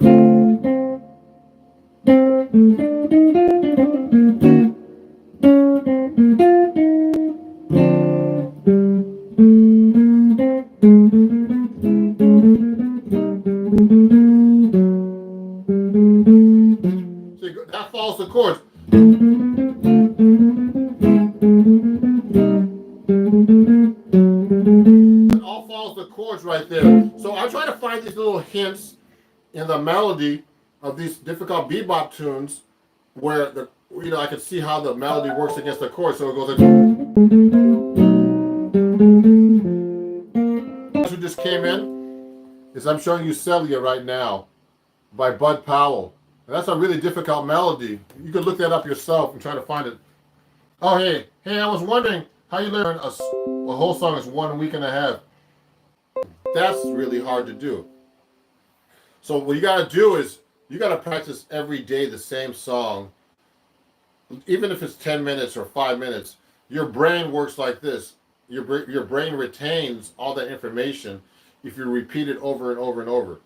So I learned that from teaching my students and from, experience myself learning. Like if I had to learn a Broadway show or something really difficult, a lot of difficult music where there's a lot of guitar parts and all kinds of chords. Even, and I'm only reading music too. The best way to memorize something is to really practice it every day. And also listen to the song if you're learning a new song, and say if it's a rock song or whatever, any song, it can be any song. Listen to it so it's in your ears as well, and you remember what it is. To me, where where the verse is, and then where the chorus comes in, and where the bridge comes in, where the guitar solo. If you're doing a rock song or a pop song, those are called arrangements. So you have to remember the arrangements. Now, when I'm learning a song like this is really hard because a lot of involved. I can remember the chords much faster than I can remember the melody. Okay, it's easier to play the chords, but playing the melody and the chords is it's a whole different thing. You got to memorize all this stuff. What are ways of earning money as a starting guitar player? You mean earning money playing? I don't know. It's like you got to try to get gigs, man. Try to get your own gigs or have people say, look, tell people, look, I'm a guitar player. I want to. Can you hire me to play? That's the best way to get gigs. Doing live streams, so I'll go like this. If you could donate, $1 or more if you can afford it, to Ron Jackson Music at PayPal, Cash App, and Venmo, for example, to help me, make money during the pandemic. And what's happening now is, like, since I have a lot of followers on YouTube and Instagram, I'm starting to monetize. So that's what you can do too. You can get a lot of followers. So for example, with Instagram, I have a lot of followers. So now I can do swipe ups and make money. Selling my videos. I sell books, all kinds of stuff, guys. If you want a book from me, you can buy it from me. Go to my website. That kind of stuff. That's what I do, and I make money for people donating. So you can do these different types of things to make money. But to make gigs. But you have to be able to show people something that they want to learn. You can't just say I'm going to start playing guitar and make money. You got to be good enough to show people, and you got to be good enough to be able to get gigs. You are to have a teacher like me listen to you, and hire a teacher. I have quite a bunch of students from YouTube and Instagram everywhere that I have I got because they've seen my videos and they like me, and they like my honesty about playing. And I'm not perfect when I play either. Because basically when I'm coming on YouTube and playing for you guys, I haven't even touched the guitar. I just started playing right now. That's how you make money. Let me ask you a question. Hello, sir. Hi, Buenos Aires. What are the ways of earning money? That's great. So that's a great Alexa Loy. Yeah, Alexa Loy. Okay, that's a great. So we're talking about learning difficult melodies. So I mean, like when I learn a song like Celia. But like sometimes I retain some melodies easier. So a lot of this stuff, these melodies, these difficult melodies, you have to learn. You have.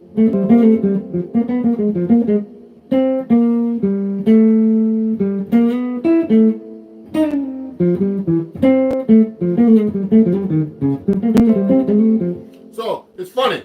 I don't play that melody much at all, but I still remember it. It's kind of weird. There's some melodies I know, and I've been playing that melody for years.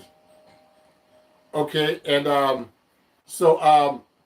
anyway, what I'm gonna have to go soon. But if you have any more questions, please let me know. Hold on 1 second. So everybody, just 1 second. I gotta.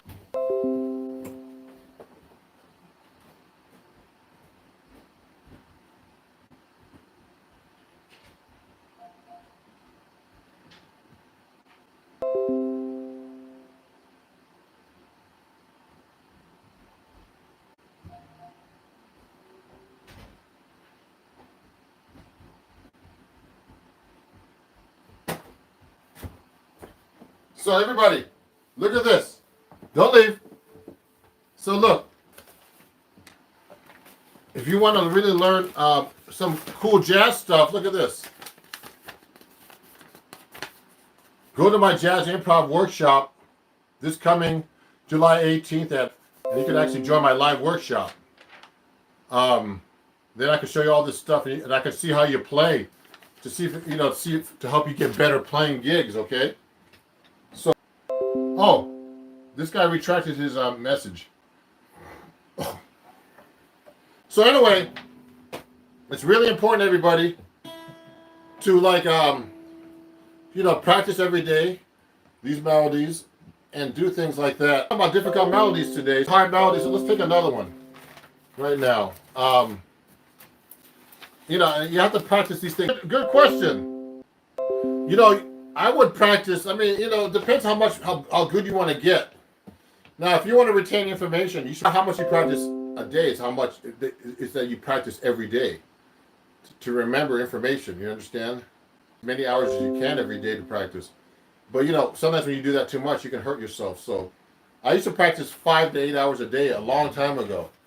So that really improves your playing. And I don't practice enough right now. Do I read solos? Sure.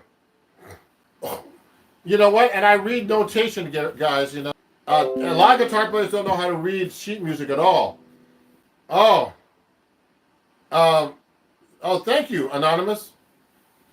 I know I'm trying my best. I don't know, but when I'm reading, I read solos. I read all kinds of stuff. So what I used to read a lot of this. You get into all kinds of stuff here. Look at this, all these etudes and all this stuff. Not really that hard actually. Guitar, solos like saxophone solos and stuff. They're hard to read. So sometimes I practice that stuff. But you know what? I just need to practice in general myself. So this is a really great book if you want to get this. You know what? Just so you guys know, someone's saying great advice. I'm looking for music teachers. Well, I give lessons, so go to my links after this. I'm going to put the links up after the video, and I actually have a student coming up very soon. I'm going to have to finish in about 5 minutes. So if you want to study with me, please contact me. My email is ronjacksonmusic. Actually, ron@ronjacksonmusic.com if you want to email me. And my website. Also, if you want to learn some cool things, go join my Patreon, which is www.patreon.com/ronjacksonmusic, and I give really cheap lessons there, starting at $3. And you can learn a lot of cool stuff from me there, and it's all free once you join. And there's tons of free lessons there. We could download them and practice them. But all the lessons on YouTube. A lot of my fans are on YouTube. I look by watching a YouTube video. And then you go play a gig, and I'd be able to. You don't know. You're thinking, wow, I can't really play because no one's listened to you. No, you didn't. All this, and you're not. Your timing is not like this, and this. It's hard. You got to have the truth. I like to be. I know the truth about myself. There's a lot of stuff I need to work on. So a teacher will give you the truth, and the most important thing about learning any instrument or doing anything really well, to judge you, is to listen to yourself, record yourself, videotape yourself, just like I'm doing right now. I watch my videos. I'm going, oh my God, that me? Man, I did a flub there, and I'll do this now. And you're the worst judge of yourself. So if you really want to get into music and really play good, you got to record yourself. You got to study. You got to play with other people. Okay. So anyway, let me see. Let me answer these. Oh my God, sir, you one of my favorite. Okay. How long have you been playing guitar? I've been playing guitar since I was 11. Alexis. What do I prefer, jazz or blues? I like jazz and blues, actually. I love rock, too. I started off playing rock. I love all styles of music, actually. There's only two types of music, good and bad music. Remember that. That's a good quote. Okay. What should be the ideal way to learning new songs for everyone? Someone asked me that question earlier. You know what you got to do? And I try to listen to, always hear the original version. Now, if you're learning a song that, that's never recorded, that's a whole different thing, But, listen to the song and play it every day. consistently for like a couple of weeks, then you'll really get the song subconsciously. Your brain works like that. Your brain will. In the beginning, I drive a six, but once you know it, you can do it all the time. Just like guitar. Then and then they lose it because they don't practice every day. So you have to keep it up with music, okay? Does everything that applies to electric guitar also apply to acoustic and vice versa? Everybody, if you play acoustic guitar, electric guitar, you should know acoustic guitar. I have a ton of acoustic guitar. So this is a 6-string acoustic. Look, so I play acoustic guitar too.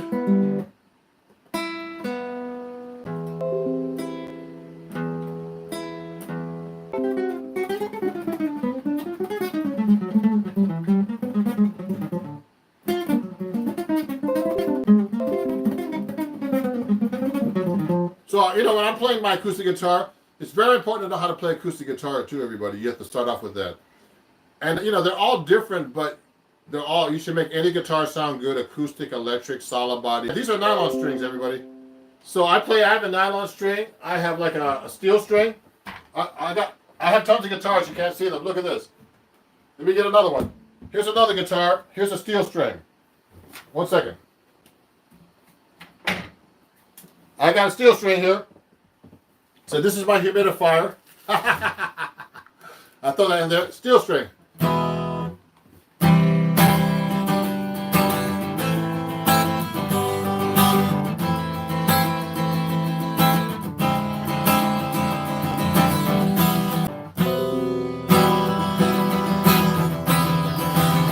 So yeah, I play steel string too. I have all the guitars actually. I have a 12 string. I have a band. So it's important to be able to be versatile too. And if you want to, someone's not talking about making a living playing music. Yes, but I can play other styles, so I get called for other things too. So you got to be able to do those type of things too.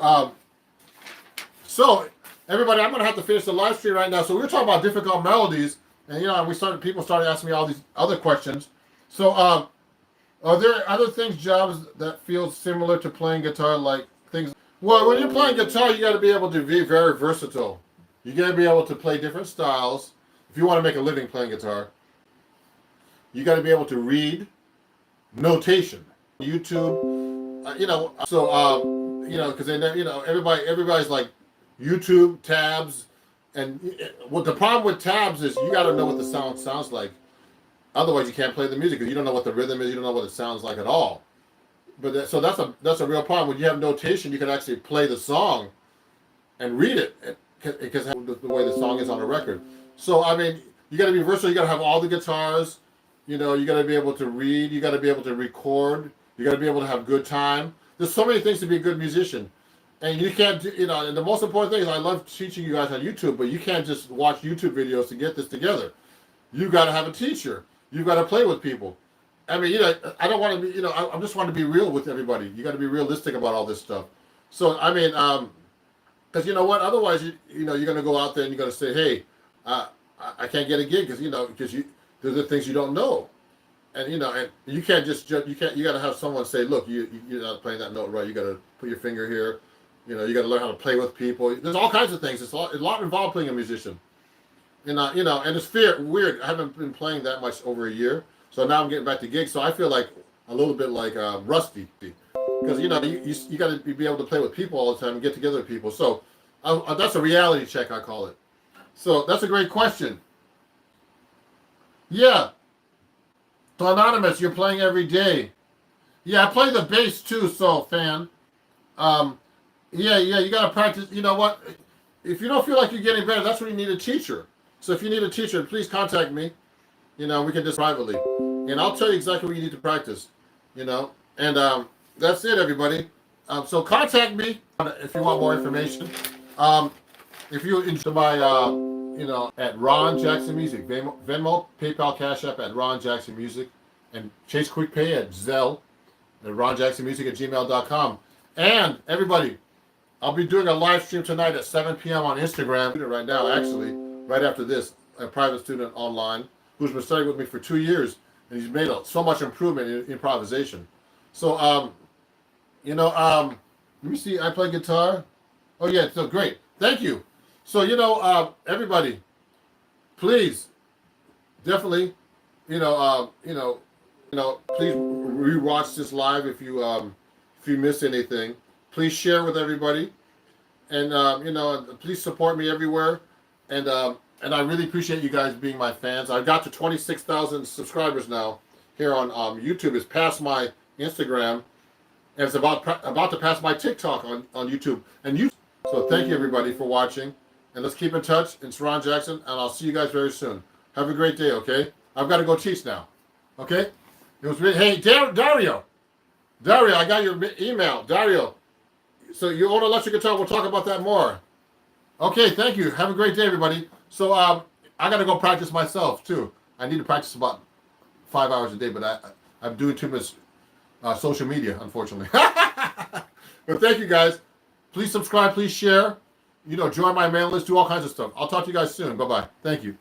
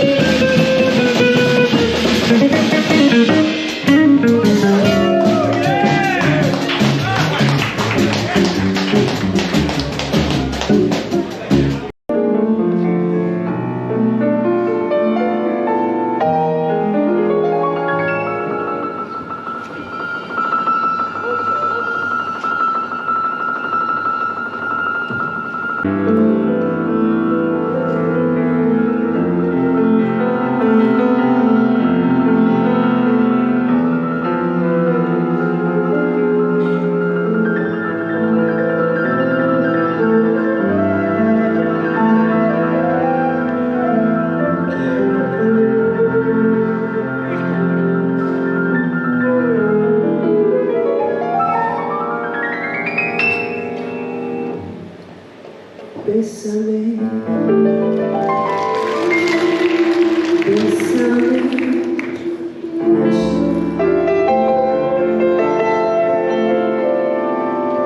como si fuera esta noche. Bésame, bésame mucho, que tengo miedo a perder después.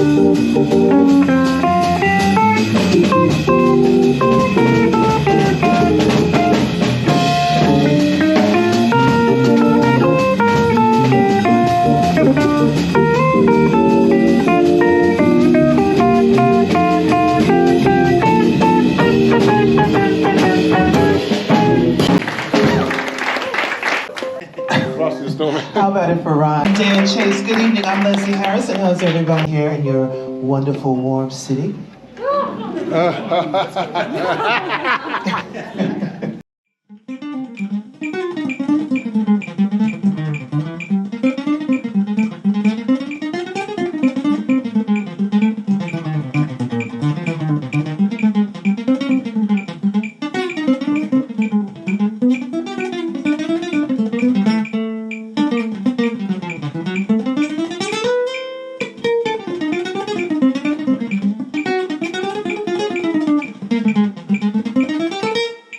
Hey everybody, it's Ron Jackson, and welcome to my Patreon-only video on Barry Harris rhythm changes. Now, Barry Harris makes everything really simple when he's actually... So, I'm going to be showing you how he actually does that. For example, a lot of songs have been written over that tune, like Moose the Mooch by Charlie Parker, and Anthropology by Charlie Parker, Oleo. So many songs, okay? That song was originally written by George Gershwin. There's a lot of chords in this song, and the most important thing to know is we're in the key of B flat, is that one scale there usually. But to be able to play on the changes, you should know all your scales to be able to play on the changes. So what Barry actually does, he actually simplifies the changes. So in my exercise in the music here, I'm going to be playing you first the chord progression or rhythm changes. Then I'm going to play you the simplified version that Barry Harris uses, okay? Which is eliminating all these. The first two bars are B flat major 7, G minor 7, C minor 7. You'll just do this. 2, 3, 4, 1, 2, 3, 4. Okay? So that's what he actually does. So you're going to actually learn how to take a solo just on the simplified changes, which is much easier than playing an arpeggio or whatever notes you can get through the A section with chords in every 2 beats of the measure. Let me show you how rhythm changes goes all the way through the whole song just with the regular changes. I'm going to put the metronome on.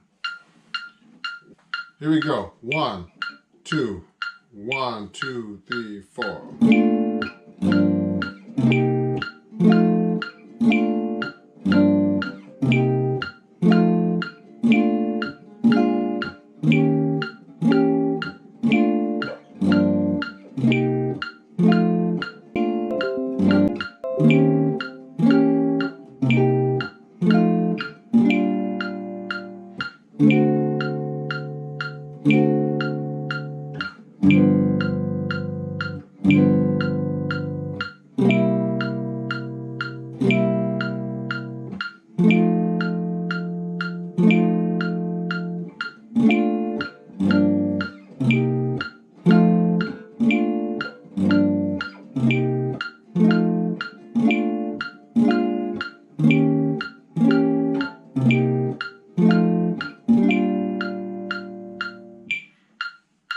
So that's regular rhythm changes, AABA form. I did the tempo of 140 for you. So I'm going to simplify them for you the way that's written on the music here, where Barry eliminates every chord, just makes every chord a G minor 7. Right after the B flat chord, you could just play a B flat all the way through for 1 bar and eliminate the G minor, because the G minor is just a substitution for the B flat, and also the C minor is a substitution for the F7 for 1 bar. Okay, so we're going to eliminate the G minor and the C minor and play 1 bar of each chord, B flat major 7 to F7. And also we're going to substitute like a 2-5 going to the 4 chord, which a B flat major 7, and go to the E flat dominant and go to E diminished. We're going to eliminate all that and just play straight B flat 7 for 1 measure, then E flat 7 for 1 measure, then go back to the B flat major 7 to F7 for 1 bar each. So we're eliminating all those extra chords, and the bridge, of course, there's no eliminations because it's all dominant all the way through, 2 bars each, okay? And then we're doing the same thing on the C section, second ending, which is the ending of the song. Let me play you the chord progression that's simplified that Barry wrote, okay? 1, 2, 1, 2, 3, 4.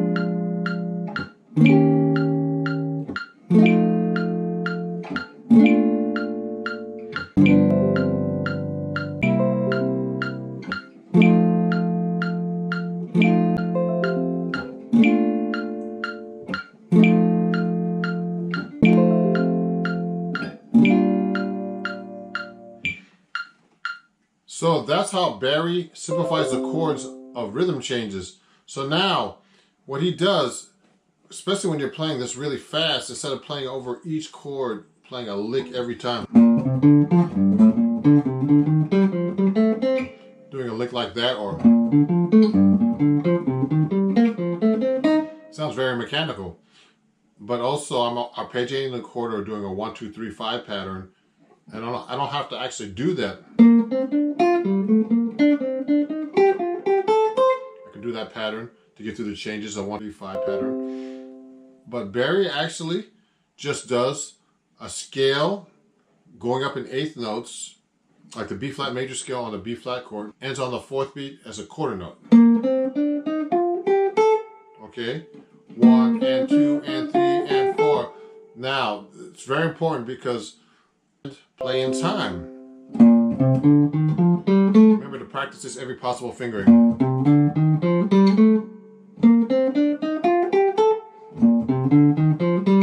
Like that. And this is how it goes. Ready? Here we go. 1, 2, 1, 2, 3, 4.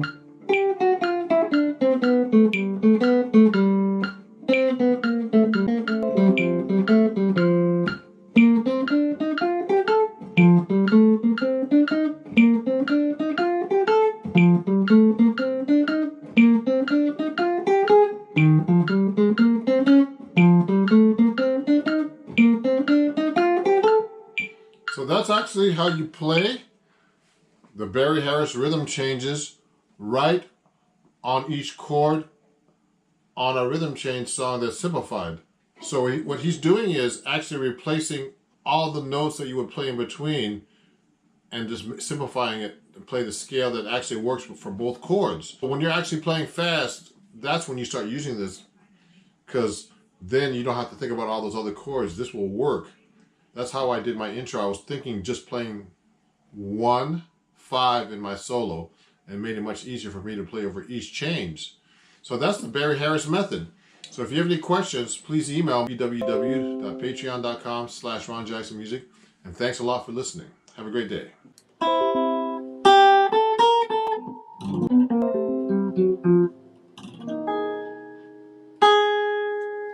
Okay, everybody. I'm live right now. I'm going to go live right now on Instagram too. So, how's everybody doing? Oh, okay. I see one person watching. And I'm going to go live for a little bit, taking some questions. And if there's anything, look for your comments and questions right now. And, if there's anything you want to ask me, let me know. Let me go live right now on Instagram as well. Let me play you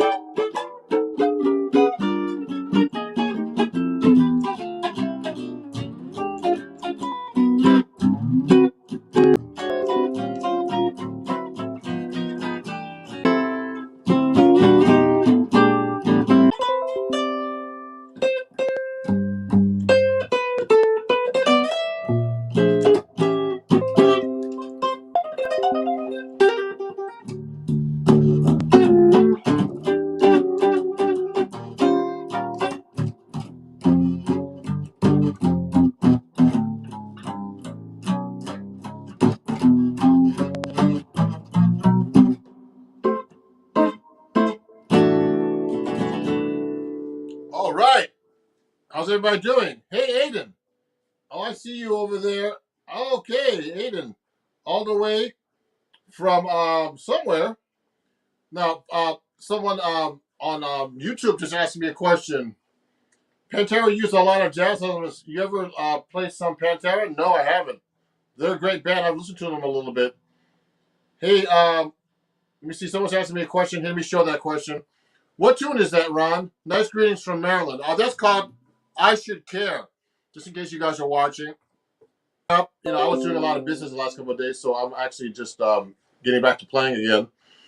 And so I have a lot of announcements to make. For example, next month I'm actually going to start my doing another album soon in a tour. I'm actually going to be doing a fundraiser for my new album. So if you're interested, just please follow my website, follow my YouTube, and that was called I Should Care. And someone from Belgium is saying hi. Hi, Francesco. And just putting his name up there. And Christopher, Jazz Guitar Quest. Great to hear from you guys. I'm going to say hi to all these people, wave to you guys. And if there's any comments or questions, please let me know on Instagram as well. And just so you know, on Instagram, I have these different kinds of things I have to show you guys. I have too many of these things, but I have an announcement for Instagram where I have this thing called badges. If you want to, if you're enjoying the show, you can actually donate a badge. And hey, it's Yumir. Yumir is in the New York area, and he's learning how to play 7-string guitar. He just switched to that. So this is a 7-string guitar, everybody, if you have any questions. It's my Eastman, and I'm planning to get a Benedetto made for me right now. So this is, you can actually donate to this. And on YouTube and everything else, you can actually see it on the description. You can go to PayPal, etc. And another announcement I have is, if you enjoy my chord work, you can pick up this book called Chords at Your Okay, and just go to ronjacksonmusic.com and check it out.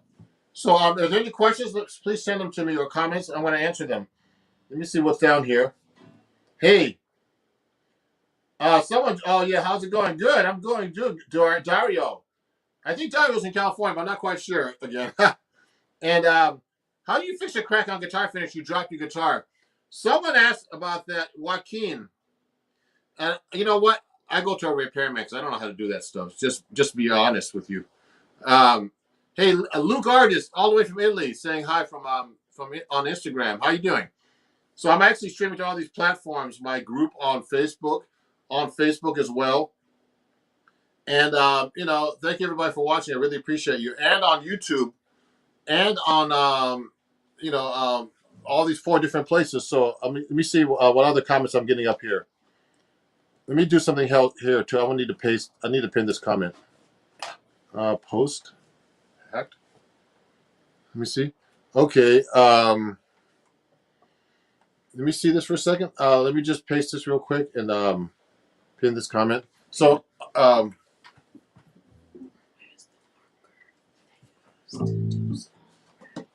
yeah, I know. Oh yeah, let me show you. Oh yeah, let me show you.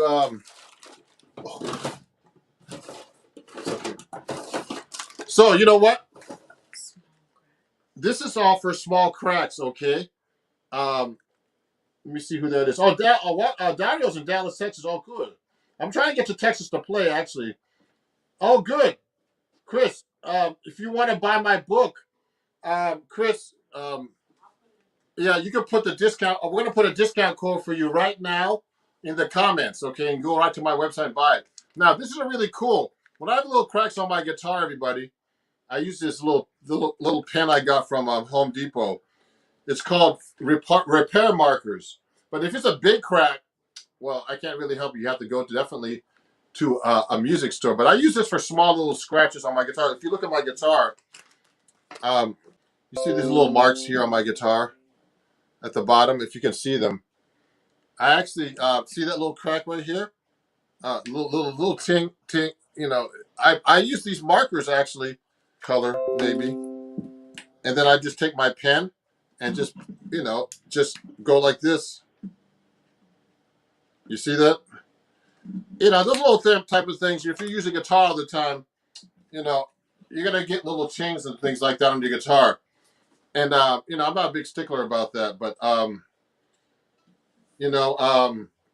yeah, thank you. So we're gonna put a little code up there called, I think it's RJ10. If you want to save 10% on usually holidays, the next one's probably gonna be Labor Day. Okay. So I've sold a lot of books. I just actually got a brand new box. Someone's gonna show you the new box I'm gonna that I got. They're gonna hand it to me in a second. And show it that right there. Yeah. So I just got a brand new box of books, everybody. So you can learn chord melody. Let me show you. I got I was selling so many books that I had to pick up like a bunch of them.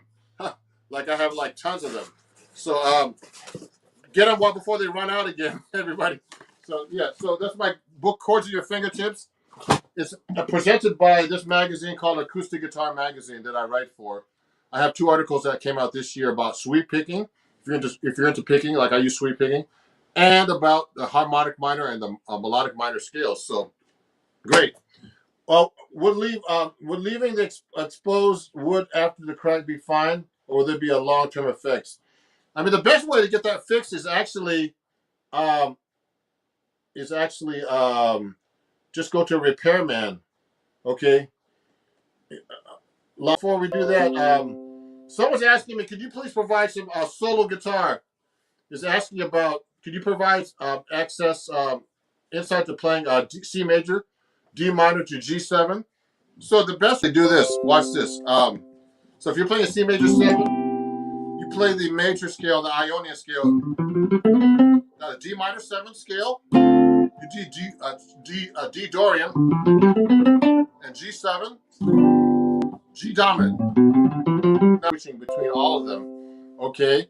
I'll go from C major, going from that root 2, or C dominant, or C Lydian. You should be able to change your scales to any scale. C Locrian. So you should 25 251. I play 4/4 rhythm changes. So you can practice sequences, guys, too. So that's another thing you do. I could go like it. I mean, this is really a simple exercise. I show this all the time to my students. The all arpeggios. I mean, I'm only doing it for the root position, everybody. Now, I mean, there's so many different techniques. I have like different licks. Then 2/5. I'm doing 1/6 2/5 the whole time when I'm doing this. Okay. So yeah, for the discount code for my book, everybody. So if you want to get my book, the comment is pinned, so you can save 10% on my website. Okay. If you have any questions, let me know. Take some more questions. It becomes more difficult on a backing track. Yeah, sure. Good. Dyads. Oh, dyads. Interesting. I gotta look that word up. I mean, I think I know what dyads means. I'm gonna look that up in a second. That's a good question. Someone's asking me about dyads. So go back. It's okay. Let me look that up real quick. You look the dyads up for me. Yeah. So anyway, let me play a song before we do that. Coltrane changes. So you know what's really funny? I took a lesson with Reed. Why don't we just practice giant steps? So we had a good talk about that. So ways to approach that song. And basically, giant steps is taking giant steps is in E flat, okay. But basically, you're taking the scale and dividing it into three parts: E flat, G, and B, or which is actually in this case, it's an augmented chord in the key of E flat. So giant steps is basically okay. Sloan Minsky is his name, and he's really great. So John Coltrane went to this section in the book where you actually take the. Let me tell you the section. You take the octave and you make it a ditone progression. Okay, and the ditone progression. Oh, it's corrupted. Oh, corrupted. Oh, So I've got to go in there and get it fixed, guys. My company, okay. So we'll work on that next. I'm sorry about that, guys. We'll get that. The banner is blocking the. I'll move that banner. Huh. Let me move that banner. So let me remove that banner. Actually, the banner could be like a scrolling banner. Actually, we'll fix that in a second. I'll move the guitar. I'll move the guitar down a little bit like this. Okay, that's better. So that's for you a little bit with my. Well, I'm not gonna play John Steps right now for you because I want to try. I'll do it like solo guitar. Ready? Here we go.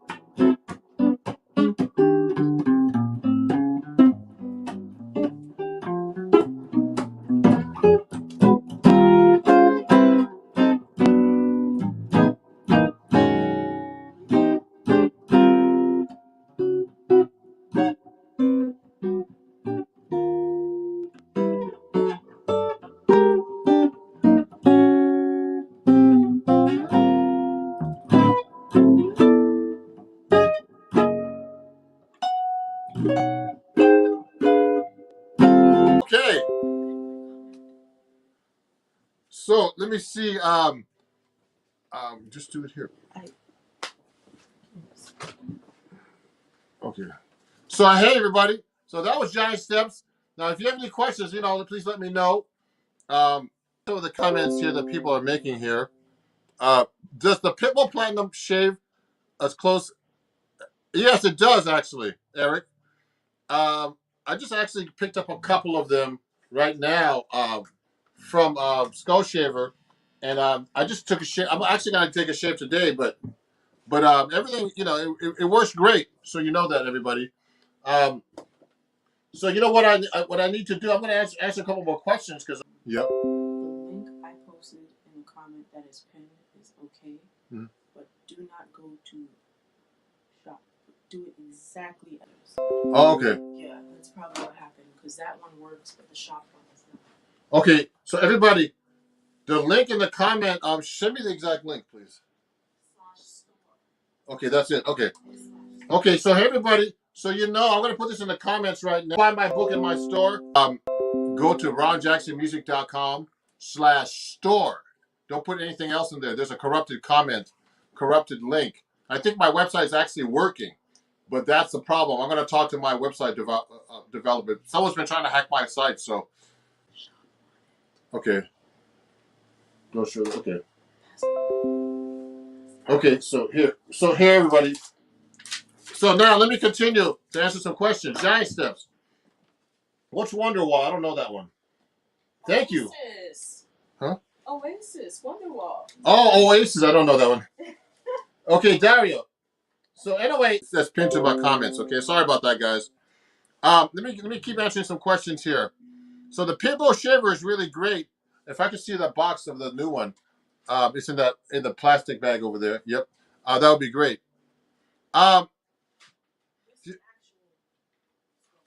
In the bathroom. So anyway, let me see what else is going on here. I want to keep answering some questions. Let me go to YouTube, Instagram. Actually, I study music theory, and I'm struggling. Any tips? A little every time to be sure, but I have understood the concepts. But yeah, sometimes theory blows my mind.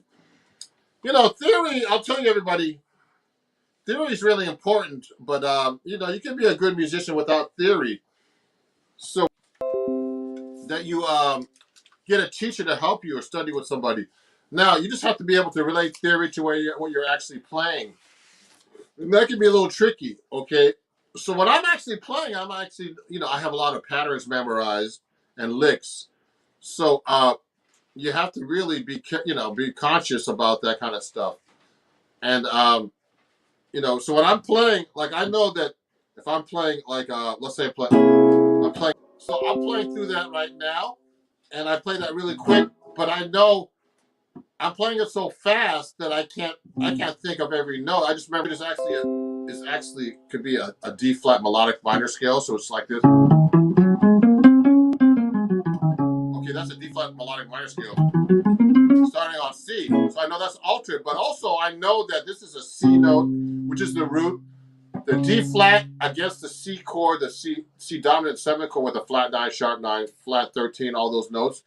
This is actually a flat 9, sharp 9, a third, a sharp 11, a flat 13, a flat 7, and back to 1. But that's hard to remember all that stuff. So you have to know where to start on that note, etc. So that's really tricky to play for different sequences.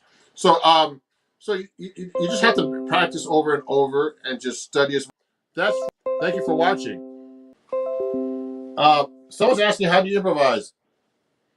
Fly Me to the Moon. Okay, I'll play Fly Me to the Moon from Timmy Art. Let me play that. It's one of my favorite songs.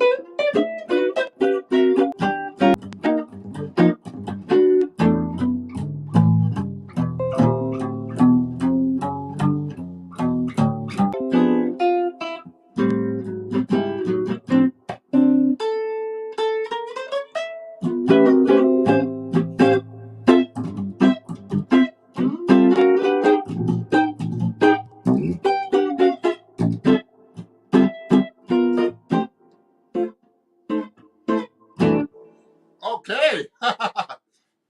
Thank you, everybody. Thank you for everybody for watching. Hey, Stevie Ray Vaughan is watching. Oh my God. Stevie Ray Vaughan is watching on YouTube. Thank you, Stevie. So that was Flemington Moon, a little request. Do you ever use pedals? That's a great question. Quite reach. Let me see if I can grab them real quick. Yes, I use pedals and heavy, but look at this. I have a whole pedal board right here. Let me put my guitar down for a second. So so everybody, just so you know, just be on the lookout.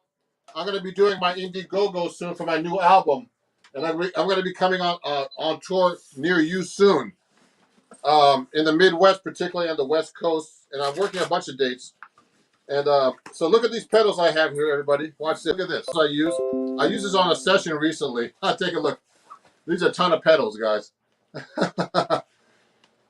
uh, hey, someone said they love Stevie Ray Vaughan's work. He must be working from heaven because Stevie passed away quite a while. So look at this. These are some of my pedals. I got these from a lot of these from Seymour Duncan. These are great pedals, guys. And I got the the pedal train pedal board, and I got a Voodoo Labs power supply. So I actually did a filming recording session with this recently. So yes, I use pedals. And yeah, thank you, Dario. Those yes, I use pedals. But most of the time I like to play with the clean cell train here, and I got a bunch more pedals than this. I can't fit them all in this thing, man. And some guys, one of my friends, Alex Skolnick, so with him recently, and they have like tons of pedals, man. I don't know how they loop all that stuff. And I don't know, man. It's like a whole art. I don't know if I have a hard time. Everybody, I just wanted to go live. And yeah, I have an octave pedal in there. Yeah, I have all kinds of pedals. Let me show you real quick what I have on here, everybody. You want me to do that? So let me show you real quick what I have in here. So it's my pedal train. Watch this. So I have, but I have like, let me show you. So I have a Dark Sun reverb delay from Seymour Duncan. Shapeshifter tremolo from Seymour Duncan called the Shapeshifter. The Catalina from Seymour Duncan to turn my guitar up if I need to. It just boosts the output of the guitar. Okay. A Palladium gain stage. It's actually like a kind of an overdrive from Seymour Duncan. So these are from Seymour Duncan. Dirty D distortion from Seymour Duncan. I endorse Seymour Duncan. That's why I have these pedals too, guys. So and also this is a distortion pedal. This one, it's a really great one. An Octaver from Boss, which I didn't get from them, and a volume pedal. Okay, so all these pedals right here from Seymour Duncan are from my endorsement with them. So they're great pedals. Seymour Duncan, go check out their pedals. They're in the pedal company, pedal business now. So for like the last 4 or 5 years, so they're really great. Seymour is actually a good friend of mine. I've known him for like a long time. One of my fans, and thank you. You want to hear jazz guitar with overdrive? Actually, on my one of my videos on YouTube and TikTok and all that, I'm playing some stuff on overdrive, some jazz stuff. So check it out. So hey, everybody, I'm gonna get going. I've got to see what's going on with my website and all this other stuff. On my website, you can go to the store directly now. That link, and I'm gonna figure out why the other link is corrupted. And particularly everybody, please donate to my page. It's pinned to my comments. You can give me a donation at PayPal at Ron Jackson Music. Okay, Venmo, Cash App, all that stuff, all at Ron Jackson Music. Okay, and also you can actually give me a badge if you like. Okay, So you can go there, and Instagram's actually encouraged me to do that.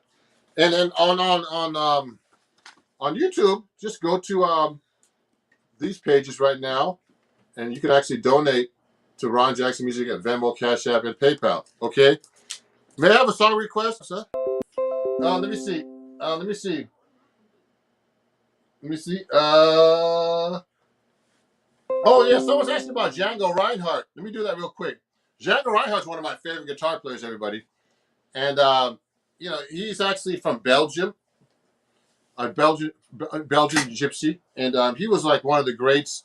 And you know, he actually played with his fingers like this, seared together, and he was amazing, man. You can actually, I've had to talk about this with George Benson one time. You know, you have two strong fingers. Even my guitar teacher Melvin Sparks, one of them, talked about, you know, if you have two strong fingers, you could really play, and he could play. He was great. One of my favorite guitar players. Let me see. Let me show you. Let me see. Dario saying this. Does the book illustrate chords? Actually, a few of my exercises in this book, Dario, is asking a question about this book. For example, I take a melody. First, you learn how to play bass lines with chords, Dario. So that's one of my exercises. A really popular one is you learn how to play walking bass lines with chords and comping. Okay, and you build it up to, you know. And then another thing I do is chord melody. I take a song like Billy Boy, and I develop the melody. Okay. Now you can go to and I'm going to be going live on my Patreon about the book itself, but it becomes a whole chord melody here, guys. So yes, Dario, the book goes over chords a lot. And the book is actually all chords. I have just different writers on here, not only me. There's a great guitarist like Adam Levy, who's played with like a bunch of different people: Annie DeFranco, Lisa Loeb, Nora Jones. These are all the writers in the book, everybody. So go check it out, and thank you, everybody. And you know, thank you, Guitar Quest. You just let me show that song. So what? Oh yeah, thank you for the $5 donation. Let me see. And let me look at the. I want to look at the bass line for a second. And we're gonna play a song request from Christopher DaCosta. Okay, and he gave me a tip for.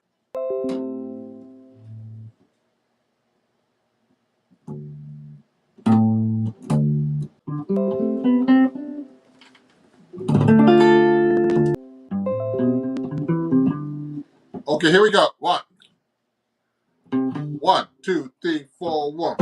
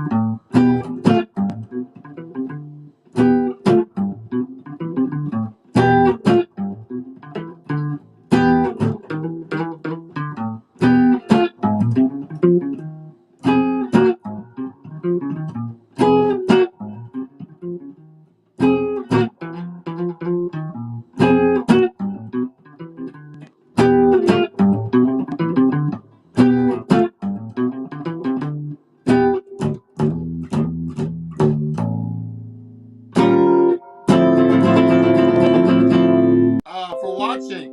And that was actually a request from appreciate it.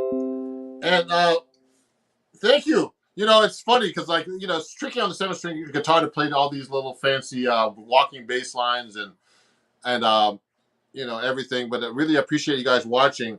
And so we'll talk to everybody soon. I'll go live. And I appreciate everybody. You know, and I remember, be on the lookout. I'm going to be doing my Indiegogo campaign starting on September 8th, and for my new album and my new tour.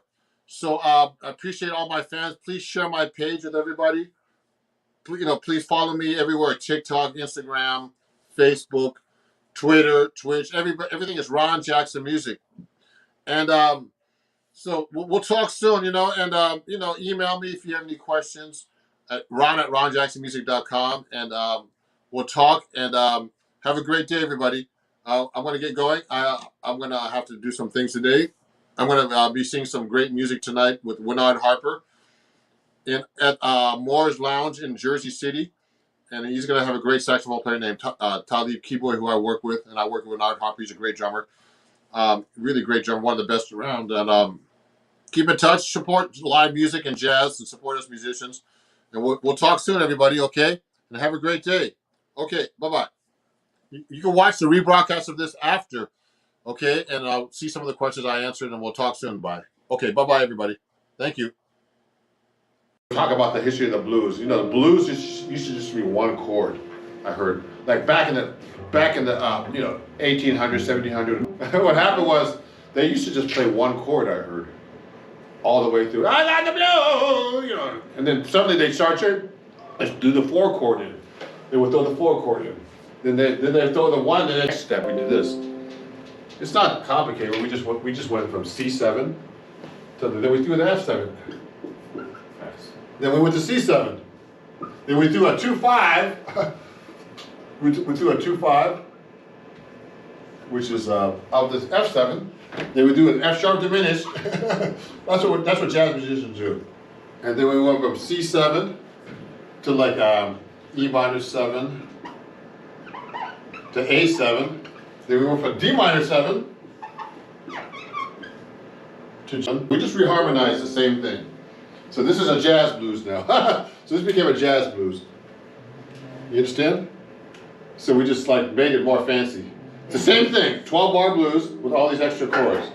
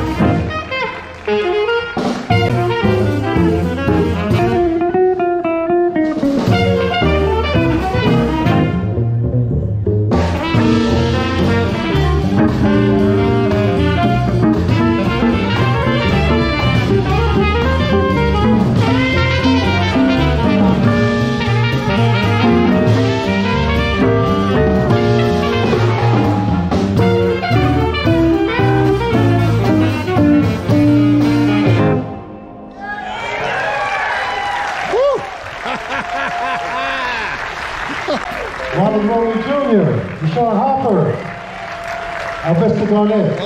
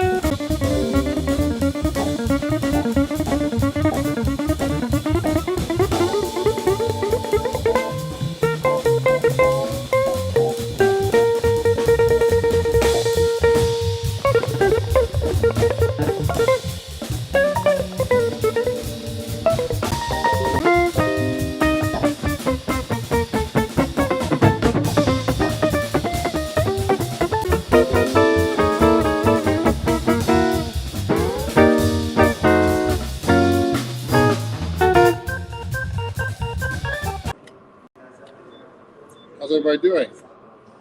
It's Ron Jackson here. I have a solo guitar gig here every sometimes on Wednesdays or both.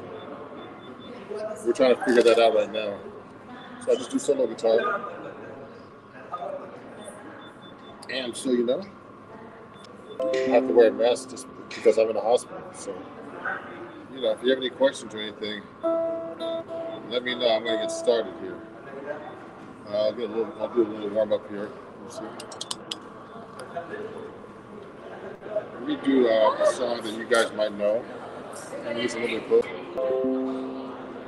There you go.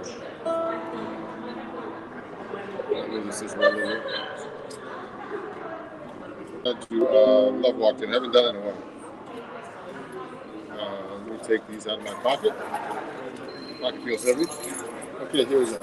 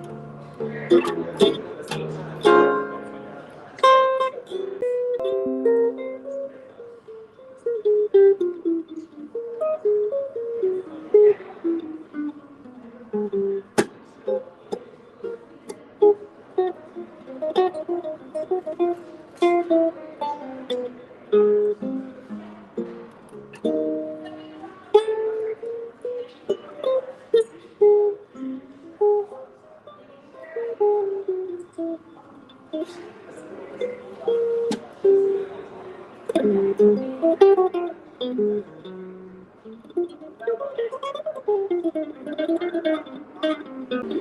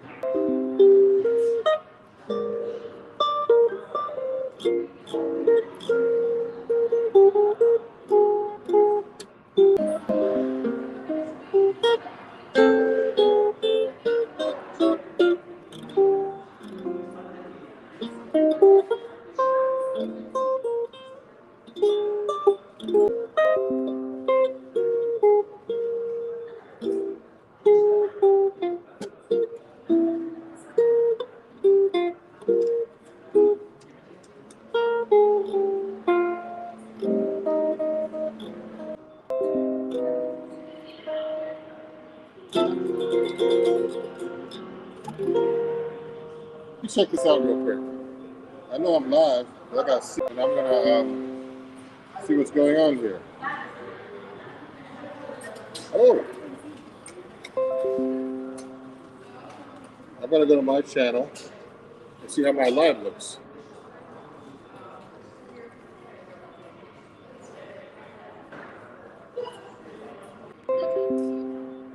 You guys can see me and hear me there. Good.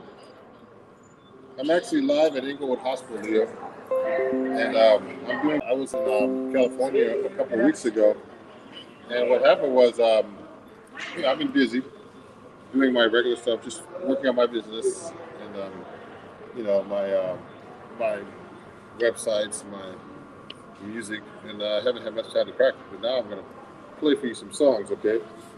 So let me look at my song list here. I have it on my phone as usual. And I'm at Inglewood Hospital. I play here in New Jersey, and I play here once a week if I'm in town. Let's see if I can do this. Turn the bass up a little bit here.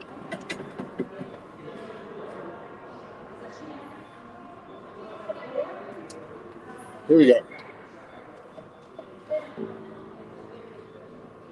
Where are all the comments? I don't see the comments here streaming up, but it's okay. It's kind of weird. I only see them if I go here. Here we go. Repin this. Repin you, Leo.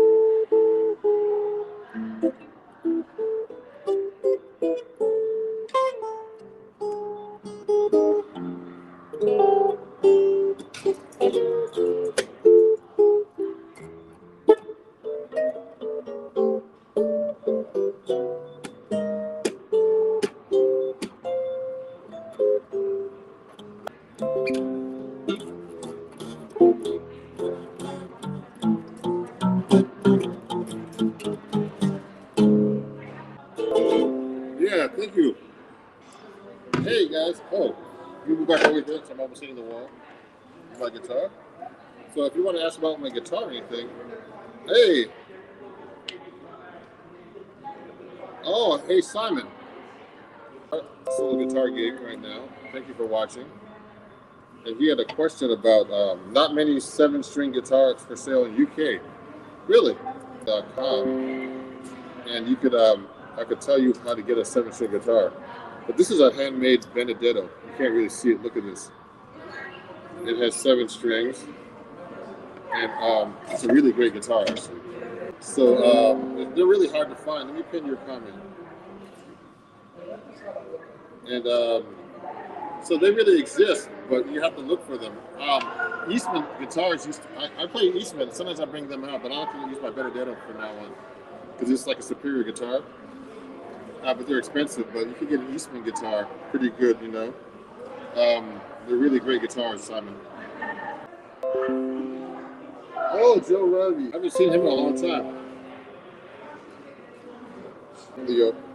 Let me pin your comment if it lets me do it. Yeah, Joe Revolt, I haven't seen in so long, guys, and stuff like that. So I gotta be careful with my guitar because I have my dentist thing. Let me play another song for you. Keep going, guys. Yeah, Leo. Yeah, that's right. Joe Revolt. Yeah, he's a great guy. I'm friends with him, but I haven't seen him in so long. You know, I remember meeting him about doing Broadway shows when I first went to New York and all that stuff. But I don't do any of that stuff anymore. I quit playing that stuff and doing my own thing now. So, really great guy. So let me continue with the song, guys. If you have any questions, send them to me right here on YouTube. You know, I'm live in the different places too, as well. Let me see if I can do something maybe. And let me see. See if I can play this one. I haven't played it in a while.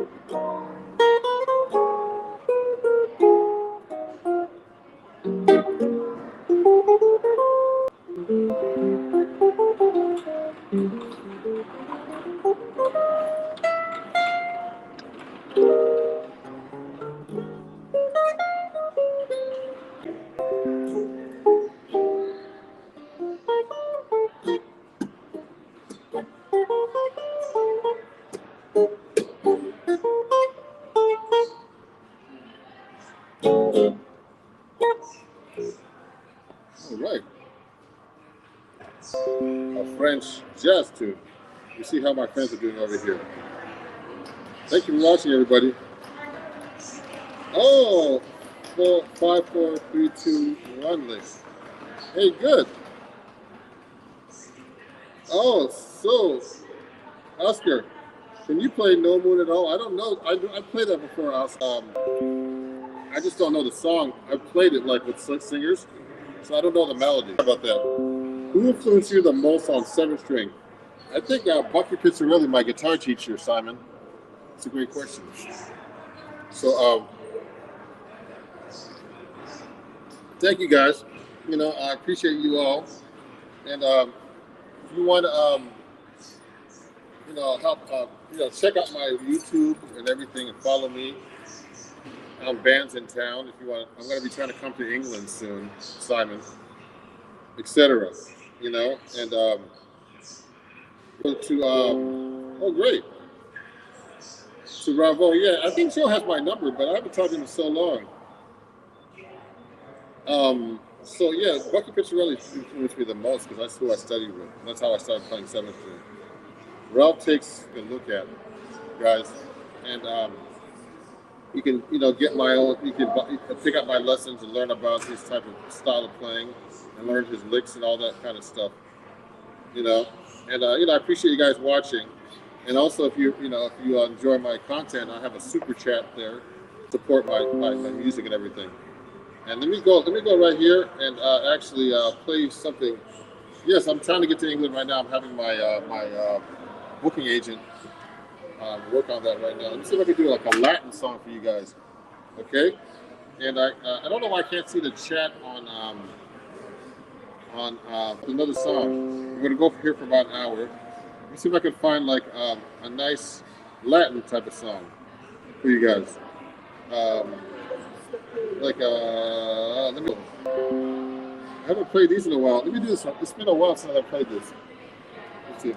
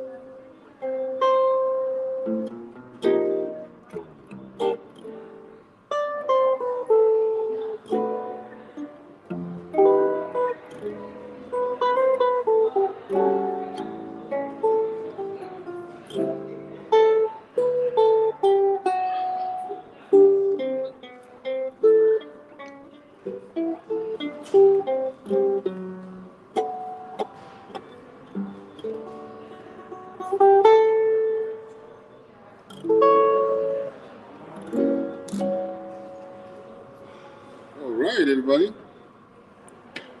Really appreciate you guys. Wow. We'll do one. I want to do more fluid playing. Yeah, me too. This is like my solo 7-string guitar.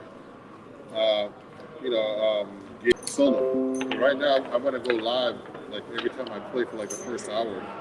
In the second set, I'm gonna do my own stuff. Work on tunes. And hey, Ron, it's do you approach 7-string just like 6-string? Does bass player ever get in the way? Oh, that's a good. I try to avoid the 7th string with the bass player, but I use it as effect, and I might use it in my soloing. And it depends on the bass player. Most bass players are cool, but some guys aren't. If you play the bass note, they get really mad. Say if they get to the register and say, "I'm playing the bass, man." I've had that happen to me, so I just have to be careful. But usually, if I hire them, they have to accept that I play some.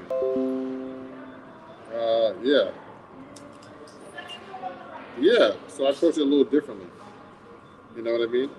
So that's the question. So let me go and say hi, Reynold Alexander. How's it going, Reynold? Great to see you guys. Let me look at my song list and continue right now. I'm gonna try to do something a little different now. Here, I'll do some blues, but I'll do some jazz blues for you guys because I haven't played this in a while. It's a good gig to practice that stuff. There's a lot of songs I have to practice, guys.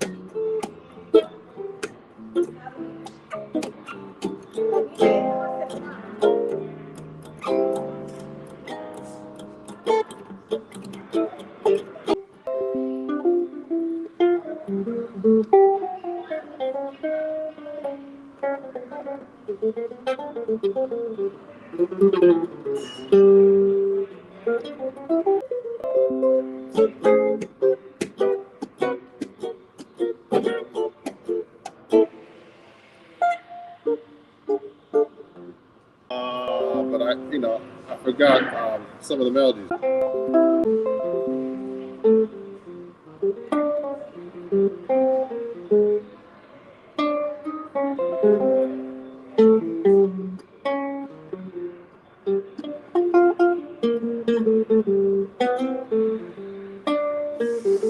Yeah, I used to know blues trowels. That's one tune I never really learned. So but I just wanted to play through this kind of changes to practice that a little bit. Now let me do a ballad for you guys. I haven't done a ballad for you. And if you have any questions or anything, let me know. I'll keep playing otherwise. Thank you guys. Thanks. Someone talked about 2/5 licks. I do those licks. I'm trying to expand myself and not do this kind of licks. Man. Hi Raymond. How are you? Okay, let me go and continue now. And guys, if you enjoy what you do, what I'm doing, please follow me. And go to my website, ronjacksonmusic.com. I have a lot of lessons up there, etc. And let me continue with a few more songs before I take a break and have lunch. Let me do a ballad for once. Okay, I haven't played some of these songs in a while. So I'm gonna do. I'll try this one. I haven't done it. Let me see.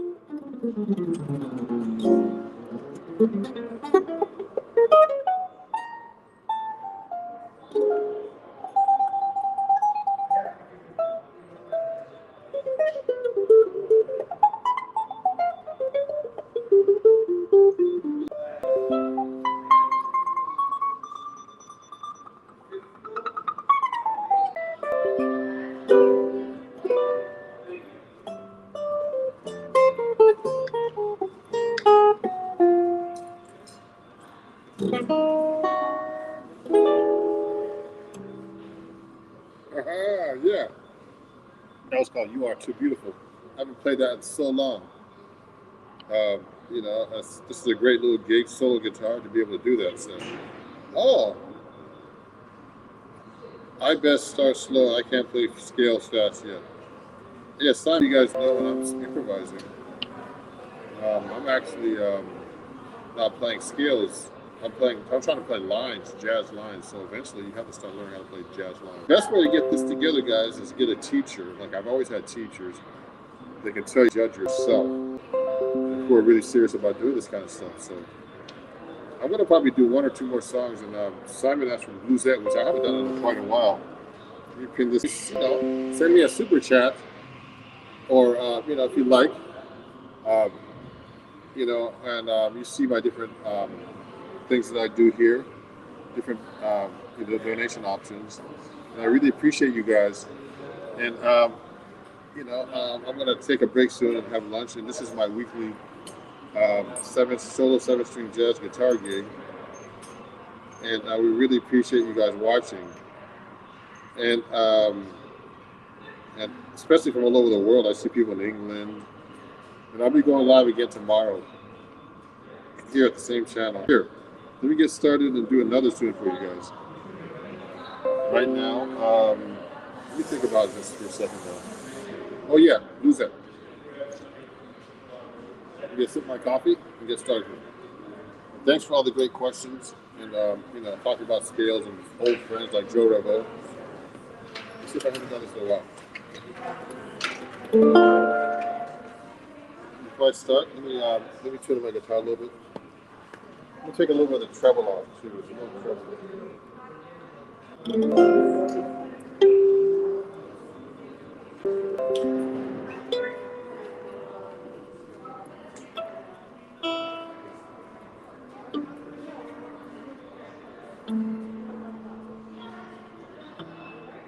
So it doubles the A string. We do a little bluesette for you. I haven't played it.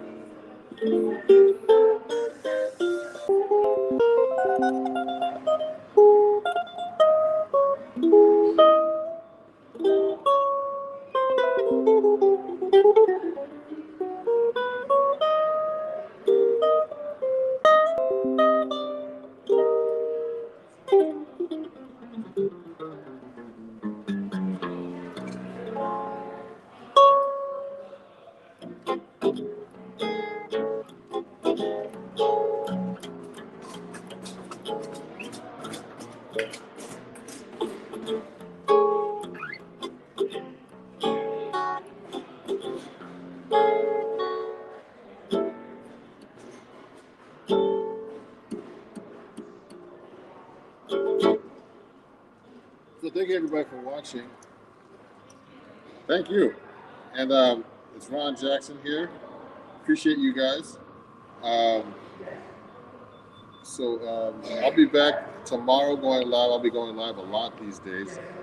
And thank you Simon and Raymond and everybody that's watching, Leo, Oscar. Me at Ron Jackson Music everywhere. Bands in Town, Facebook, Instagram, YouTube. Country soon. I'm going to be going to Europe to perform very soon again. And I'm trying to get to England and many other places and all over the world. So thank you. I was just in California. I really appreciate you guys. And let me see what else is going on here. We'll be talking soon. I'll be going live tomorrow at noon.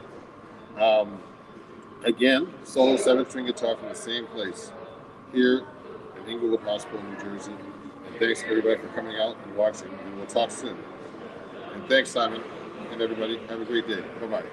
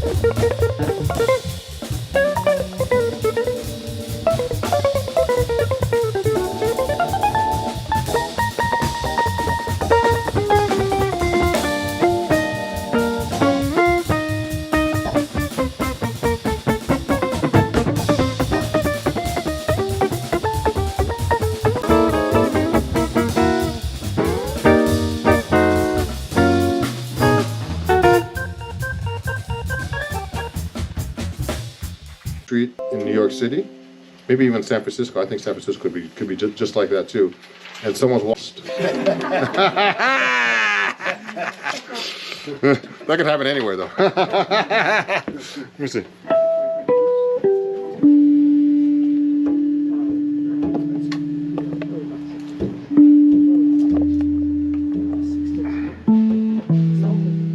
Here we go.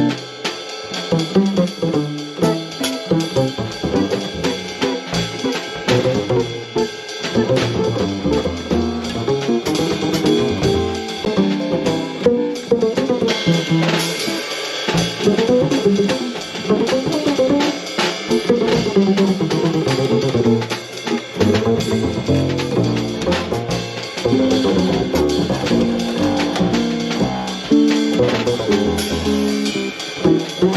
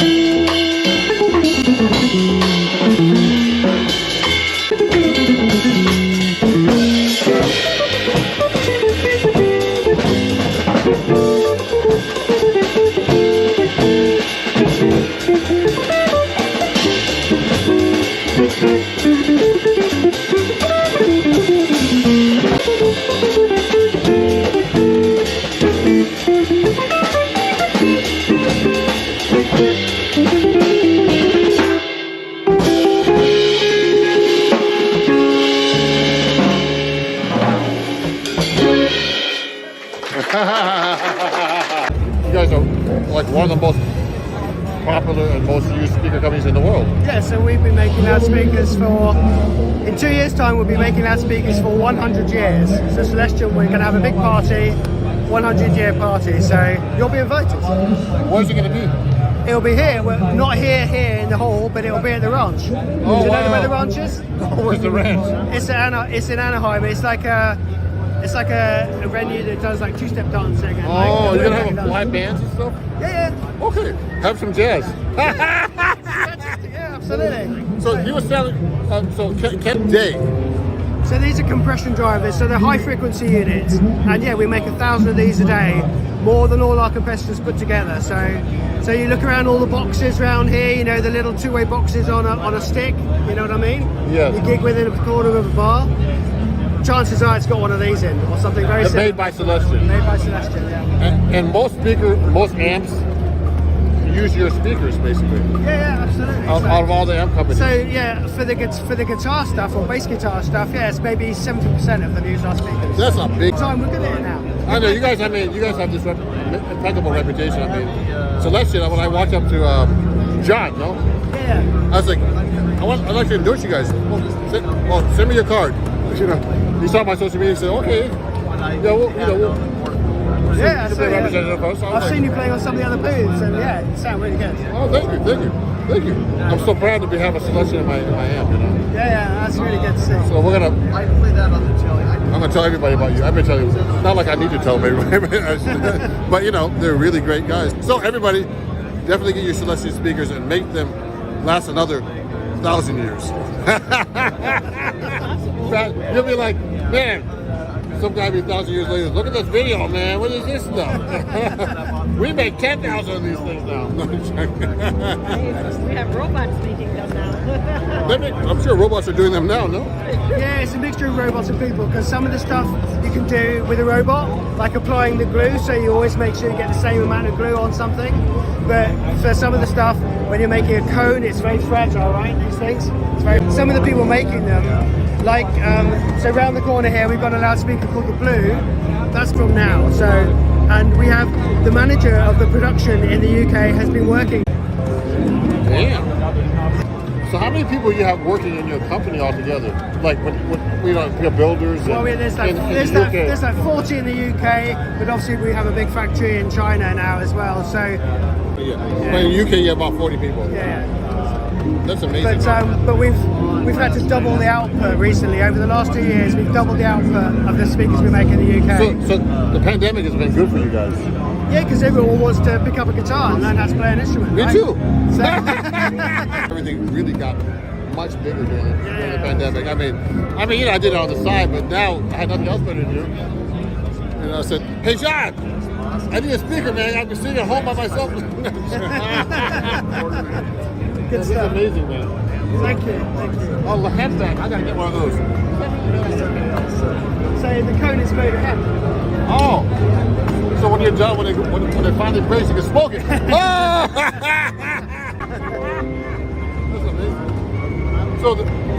So the Copperback 250 is the most powerful speaker you make for a guitar. Let's see if you can prove it wrong. You look at some of them. Come on here. Okay, sure. I'm coming.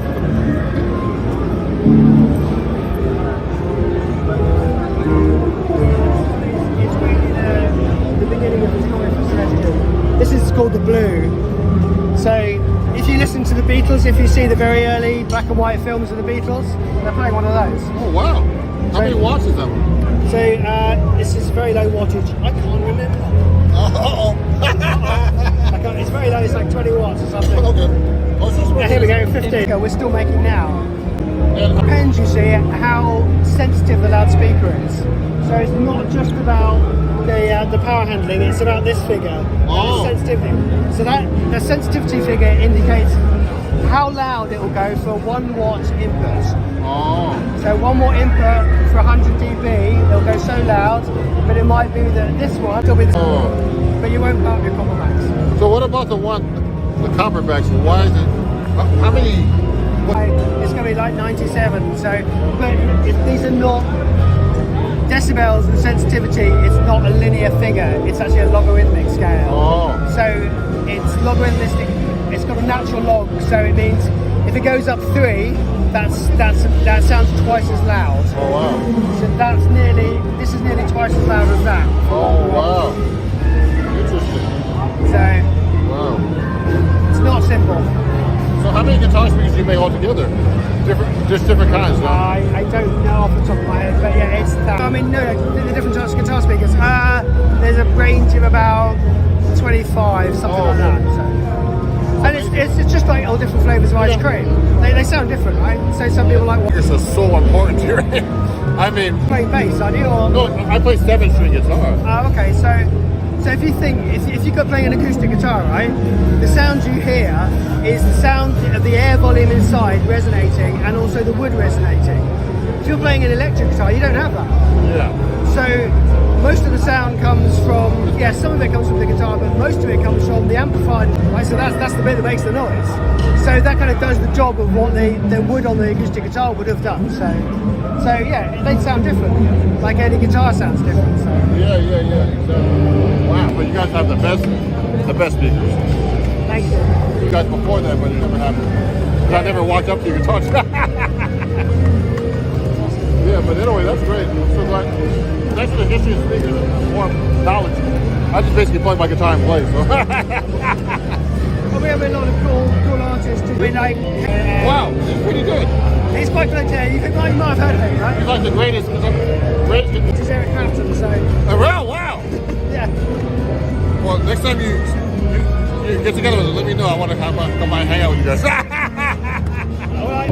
So you have different speakers for different kinds of styles of music too. Like, if you want to overdrive the amp, you have a speaker like that, or if you want a clean sound. Because when I told John I want a speaker that's powerful, but I don't want it to break up at all. Yeah, you talk about static for that. Yeah, that's what I wanted. So it is perfect. And it's loud. I love it. And clean. That's a take. I spelled friend wrong. Perfect. I spelled friend wrong. You know? Fantastic. That's really good. Thank you.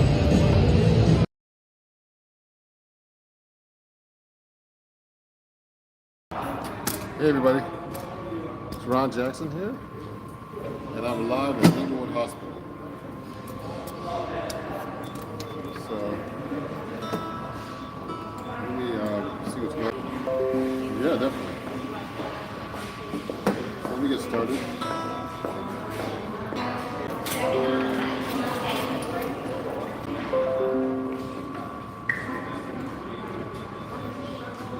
So I'm going to get started in a second. Solo guitar here at Inglewood Hospital. How you doing?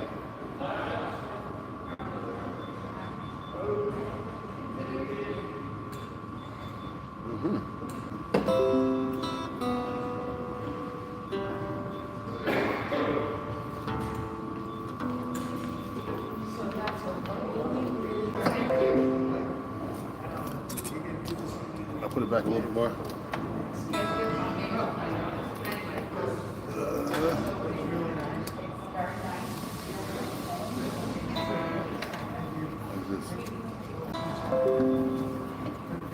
How you doing? Well, how are you? Good.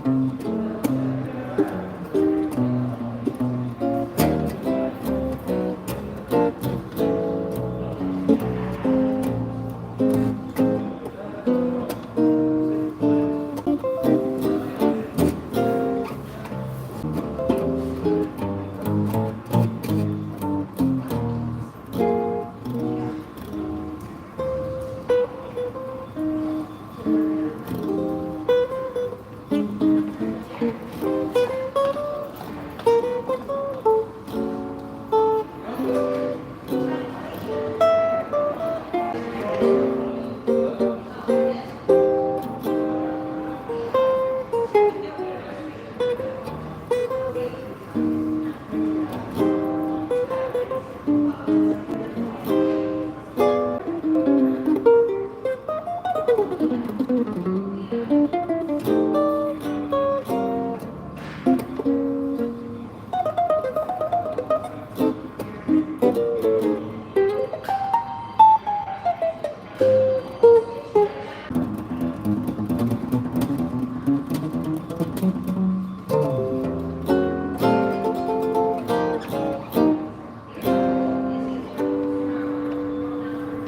you guys for watching.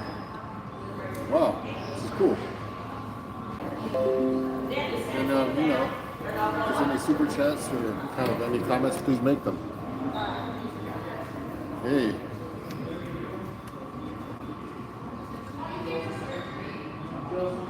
Good. How's everybody doing? So this is solo guitar here. I do this every week when I'm in town. A solo 7-string guitar gig. So I don't know if you can hear me, but that's what I do every week at Inglewood House. Everybody send me the messages here. Let me see. Let me go to my my videos right now and see what's going on here. I'm actually live right now, and let me see who's watching. Okay. Let's take the stuff out of my pocket. I have too many things in my pocket. Let me see.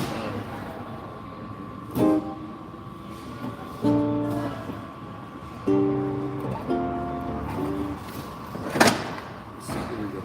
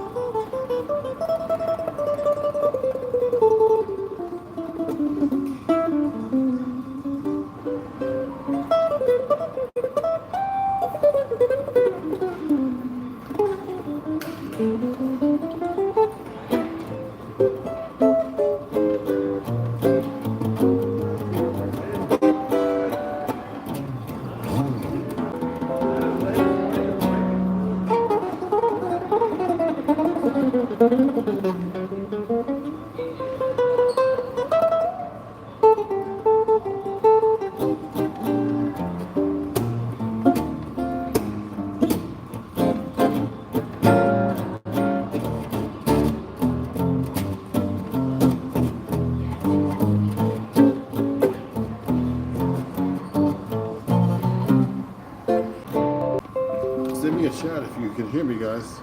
I'm live. Hey Ron, any tips for beginners? Learn bebop?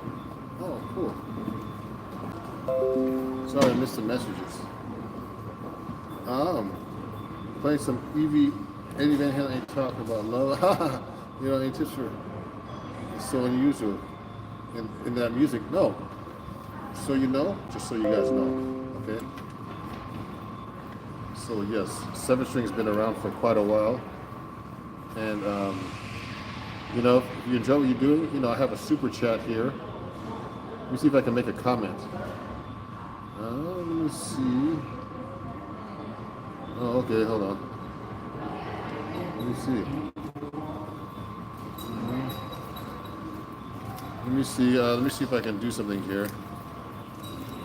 Let me see if I can make a chat, reply to some of these comments.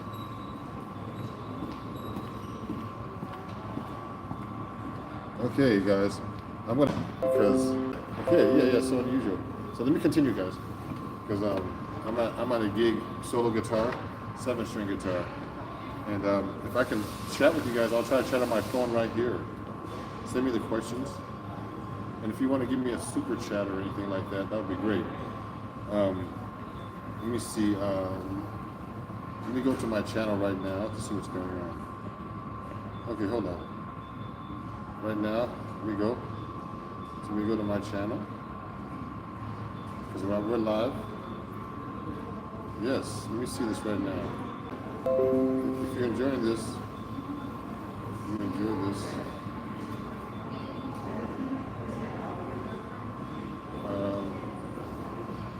There is super chat.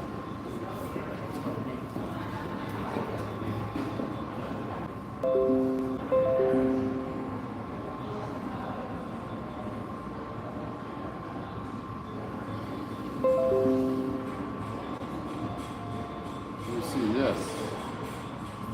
Now let me continue, guys. Let me continue, guys. Okay. I haven't done a boss in a while, so I'm going to use my 8.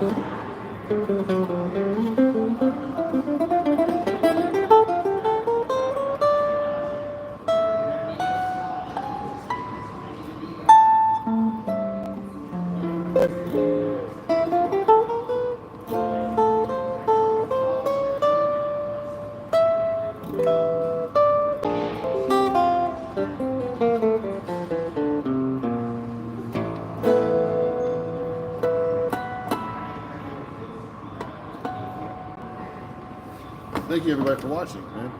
This is great. I do a live stream, and you guys are really cool. So I'm gonna take a break soon because it's solo guitar, and I appreciate all the people watching right now on YouTube, all my live streamers. I gotta go live more often. So I'm gonna take a little break right now and come right back, okay? So we'll talk, guys. Let me go and come back and watch this a little later, okay? Bye-bye. I'm gonna get ready to do my live stream. So I'm expecting some people right at 2. I'm a little early, trying to get this camera set up the right way, but I have to get the software. I got a brand new camera, and trying to zoom in the background, but I don't have the software installed yet, so sorry guys. But I have my TikTok hat on, and I'm gonna please start asking questions already on my 7-string. Get some people to come in, but let me write a little chat here. Welcome. Please ask any questions during this workshop. Okay.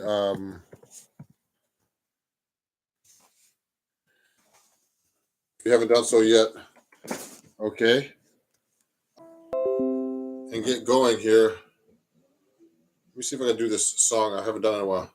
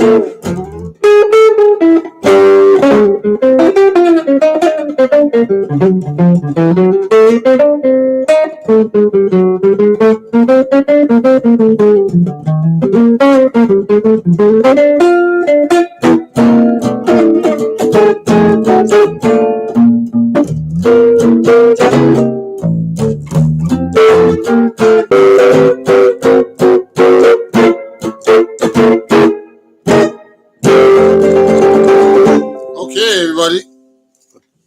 I'm just making sure when people come in here.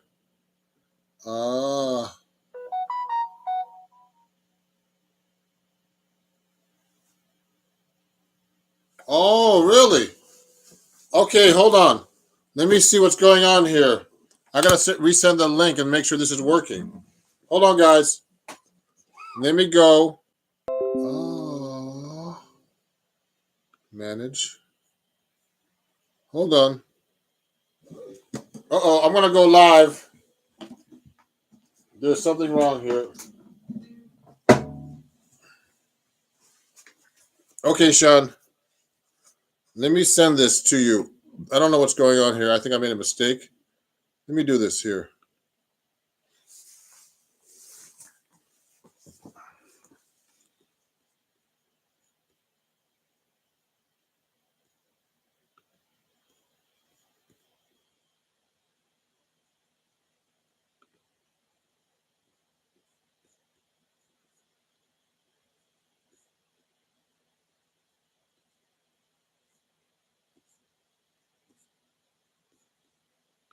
A mistake.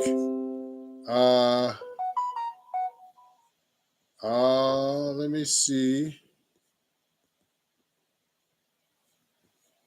if there's a mistake here. I'm gonna have to go live again.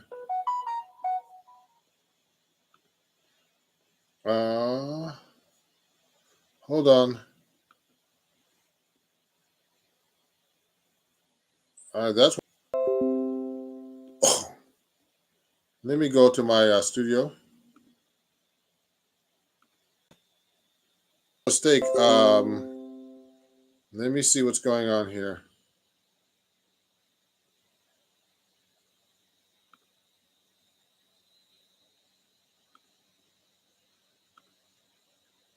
Okay, I'm gonna have to resend this. Let me do this right now, everybody. Sorry about that. Okay, here. Let me send this again.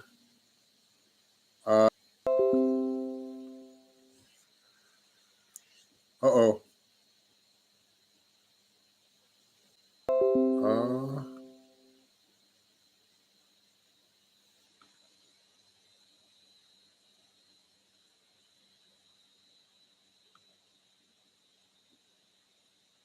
Let me send this again, guys.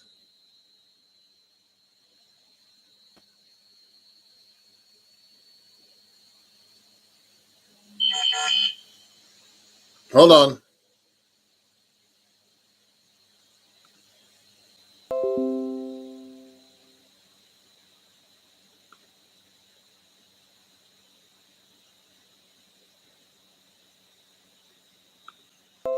Oh, correct link.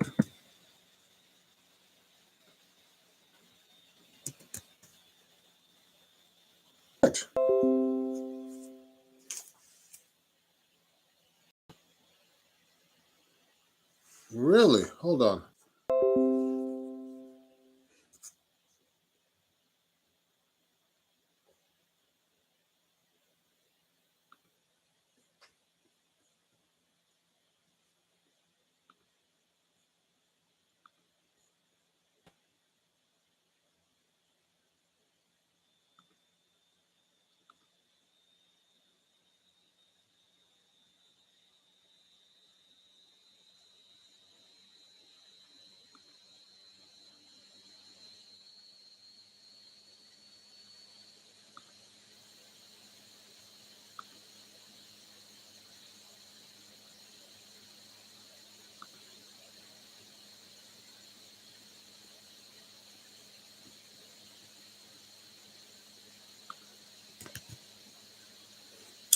Okay, I'm gonna have to go live.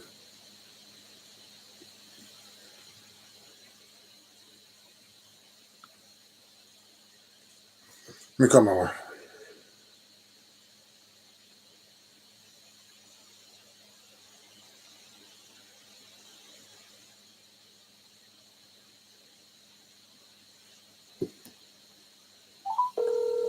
Someone's watching me, but I don't know who. I don't know why, but the link is not working. Can you do me a favor? Could you just Patreon real quick? I'm gonna go live from my YouTube channel, like public, because I don't know why people aren't. The link I shared the link. It's the right link, but it's not. It doesn't seem to be. People can't seem to see it. Did you make it unlisted? Yes, it's unlisted. Okay. All right. I don't know why either. All right. You gotta text me the link. Did you do that? No. I'm just gonna go live. I'm just gonna go live. You're just gonna go live publicly. Yeah, from YouTube. Okay, I gotta email these two guys right now. Bye bye.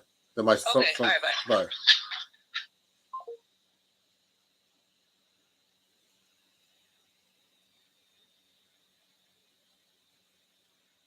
Going live in public.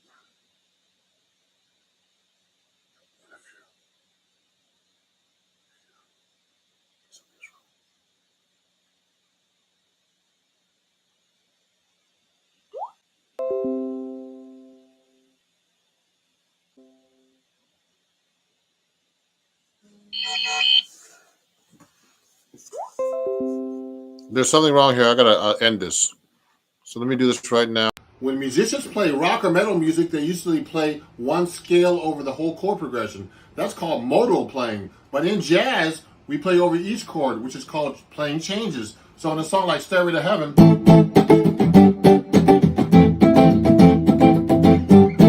Jimmy Page goes like this.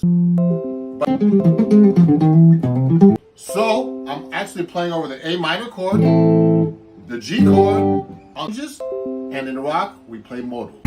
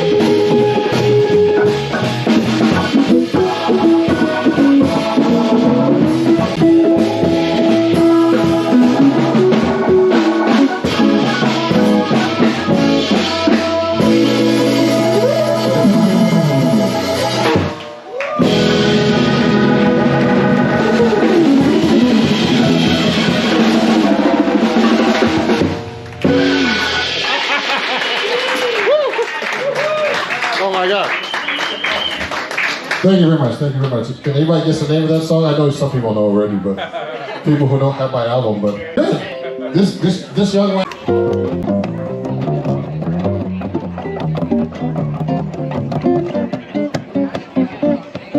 It was just one of those things, just one of those things.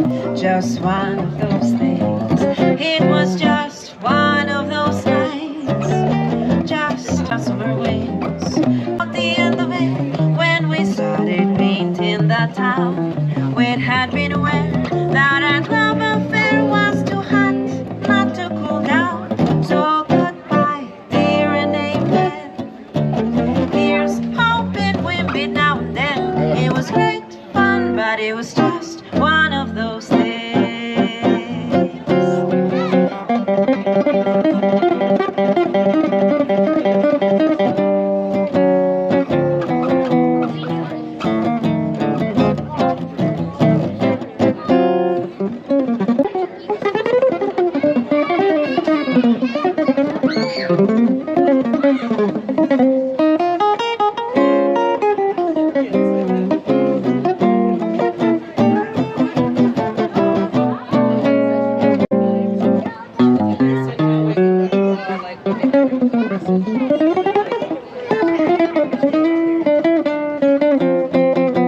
One more time.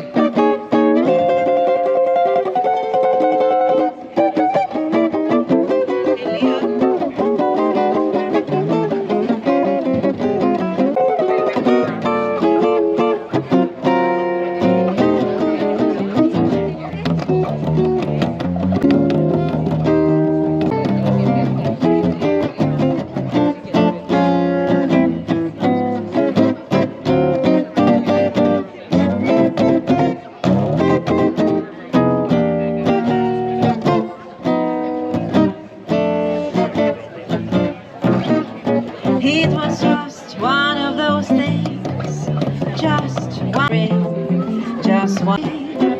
just one of those fabulous flights, a trip to and without a bit. About the end of it, when we started painting that town, we had been aware that our love affair was too hot not to cool down.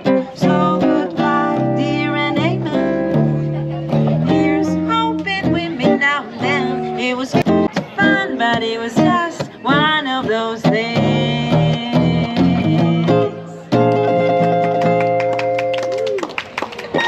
Thank you. Woo.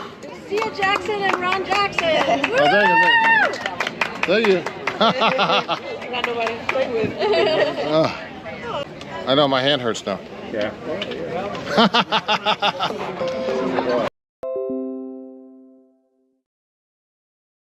Also, turn on notifications. And if you really love my video, please support me by joining my Patreon and become a patron. That way you can get some cool lessons. You're going to have a great time in watching my videos as well. So please support me there, and I hope to see you on Patreon.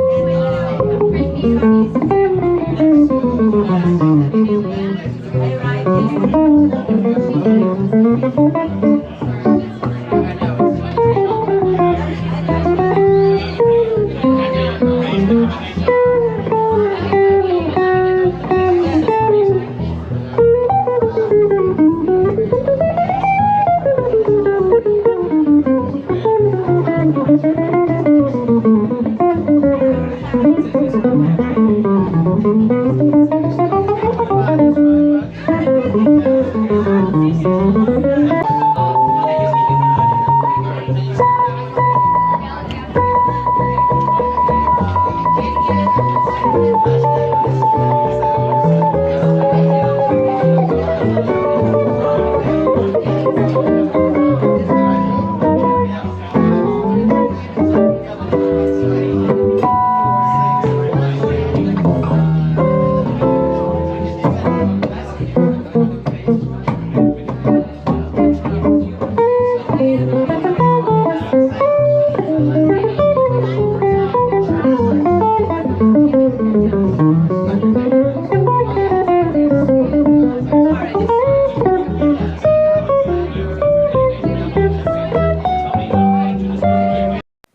me see if I can fix this up a little bit better. I'm doing my live stream here. I'm trying to make sure the camera looks good, and I go back a little bit. And, you know, waiting for people to join me. I know this is very last minute, no impromptu kind of, you know, fast-paced live here. I'm going to be talking about the 7-string guitar and how it's used in jazz. And about, let me make sure my seat's correctly put up here, because I have all this crazy stuff here. People are always asking me about the 7-string guitar and why I use it. So just so you know, also, let me see what the chat relay is here. I want to see what the messages are, if there's any questions. I know this is like really last minute, and people are just like checking me out. So it stays up here. Good. So I'm gonna just so for example, I was trying to C major scale. I mean, what's happening is I'm trying to really learn the 7th string instead of using it. It's just a low note that accompanies me. I'm trying to really use it in my soloing. So if I'm playing a C major scale, so you got that low A note string here, and I'm trying to play it up the scale. So there's a big space between when I go down to the G, F, and E. E is here. So it's a big jump. So to get to the D, it's here.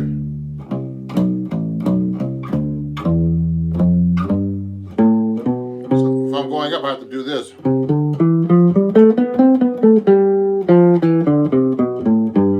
So I have a choice of going this way. I can hit that F or this F. So I have to really think about that still. So that's a real pain. So, but you know, this is just the key of C. So I'm trying to do that in different keys. It can be really, really kind of difficult, you know. So if I'm the key of F, so I'm going to go F. So the F has a B flat in it. F, G, A, B flat, C, D, E, F. So that's an E. Then I have to hit the D. Then I have to hit that B flat there. That, so I have to do that.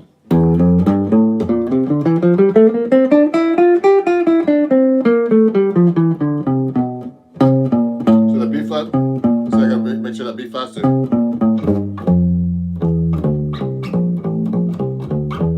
So this can be confusing.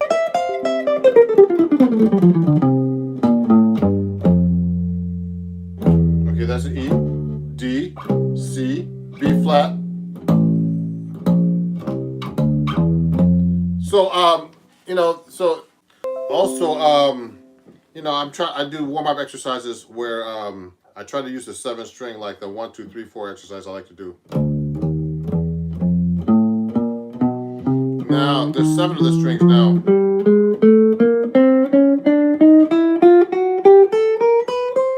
Then backwards.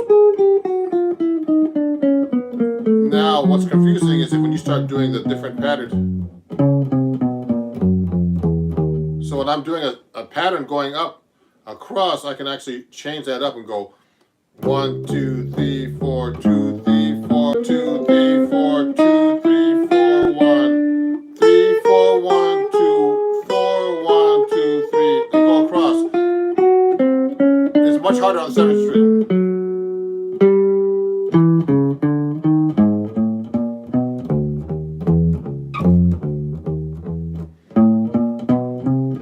For me to play it on.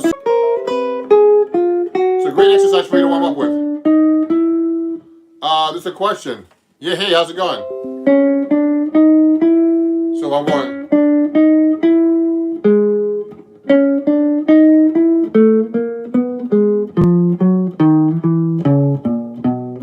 So this pattern is really good. Now the thing that's hard is just being able to switch position.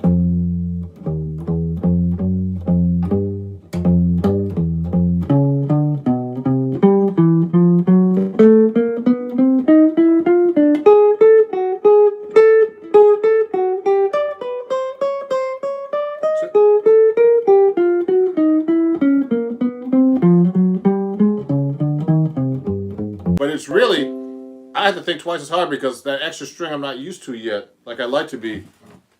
Good afternoon. Thank you for your sharing. You're welcome. You're welcome, Teddy. You know, if you have any questions, let me know. But this is about the 7-string guitar particularly. So I'm doing a warm-up that I use strings, and for most people, you know, they're not used to it either. So these are great warm-up exercises actually for any guitar. So I'm doing the 4, 3, 2, 1, and then I'm switching the fingers in every time. Then I'm doing for the 3, 2.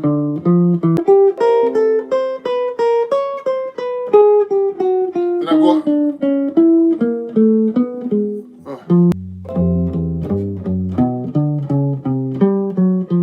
See?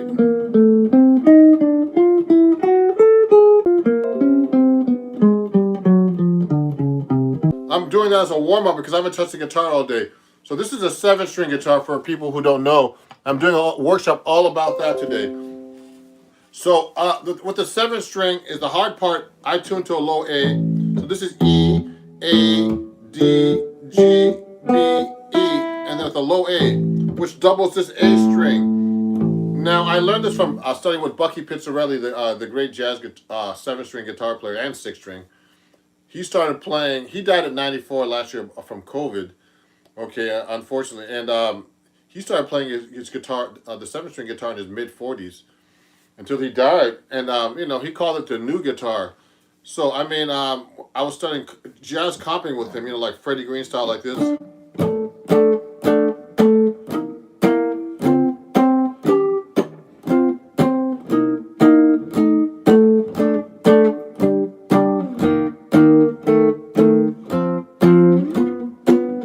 That kind of stuff. But you know what? The whole time I was studying with him, he was trying to convince me to play 7-string guitar. So what I did was about 9 years ago, I switched, not switched, but a big learning curve still. So when I started playing it, he told me that I was tuning it to a low B. This is an A string, and Bucky told me double your A string. So that's what I'm doing. I'm doubling the A string. So what's really cool about that, well, is that you get low notes lower than any 7-string player. Brazilians play with a low C. Rock guys, rock musicians, you know, progressive rock, they play with a low B, and jazz people play with a low A. And I get those really cool. And you get that low note.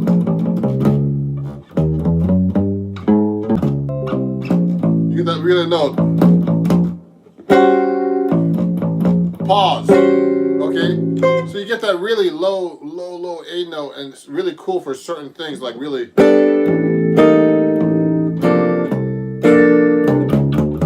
Almost 7-string guitar that's tuned to a low B, a low C.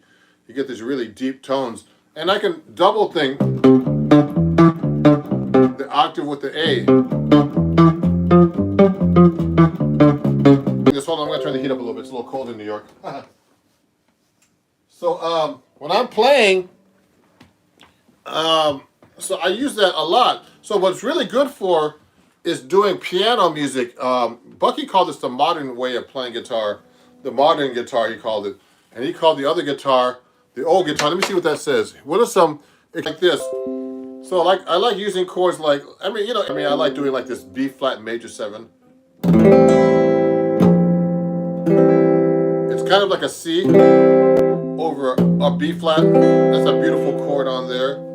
A lot of chords I like to use with a low A, so it can be, so this is a B, A7, sharp 9, flat 13, or sharp 5, sharp 9, sharp 5, or flat 13.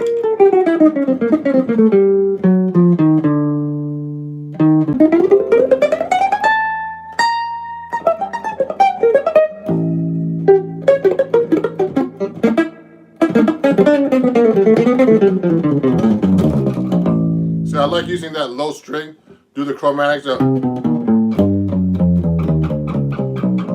Okay, I really like to use that extension of the A note. So any kind of chord with the A in the bass.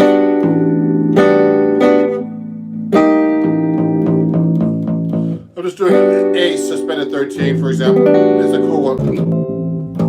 So, you know, it's what the hard part for me is actually incorporating that low note in my solo.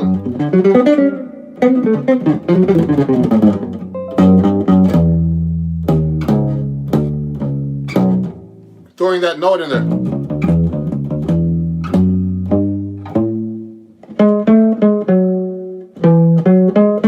So if I'm doing an A major scale,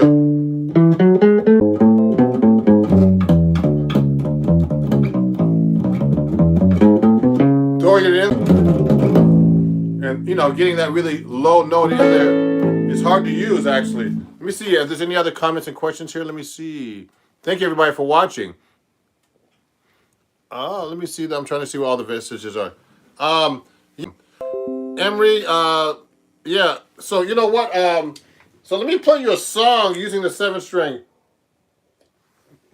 Bucky Pizzarelli, when I studied with him, he gave me this song, "Lush Life" by Billy Strayhorn. He always said that the 7th string is great. Is up, you know, Lush Life is in the key of D flat, and with this low string, that D flat's right there. Okay, and it doubles the A. So I'm playing a song like Lush Life, I get those really low tones that I can never get before. I dominate my 3 favorite guitar players. I mean, that's hard to say. Pat Martino, George Benson, Wes Montgomery, Django Reinhardt, Charlie Christian. I mean, there's so many guys, you know. Right now, Pierre. Okay, and I'm going to do a song called Lush Life. I'm going to be reading this. I should know this by heart, but I haven't learned it yet.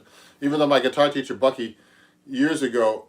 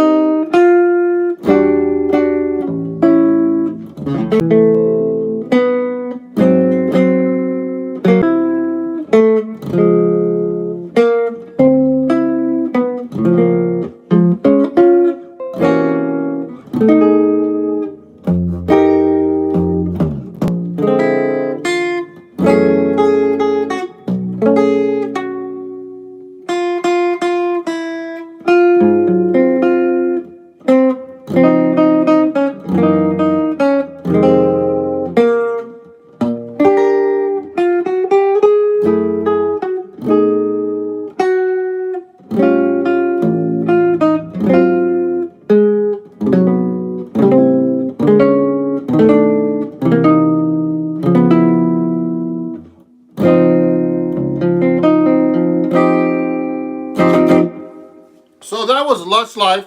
I was basically sight reading that. Yeah, this is a 17-inch. So guitar right here. Okay. What can I learn if my guitar is not for me? For example, my friend is hold on, let me see that chat right there. Let me see. I gotta see that one. If my friend is borrowing my guitar, something that doesn't involve guitar. Let me see what you mean by that. I'm just trying to answer that question. Let me go to the chats here.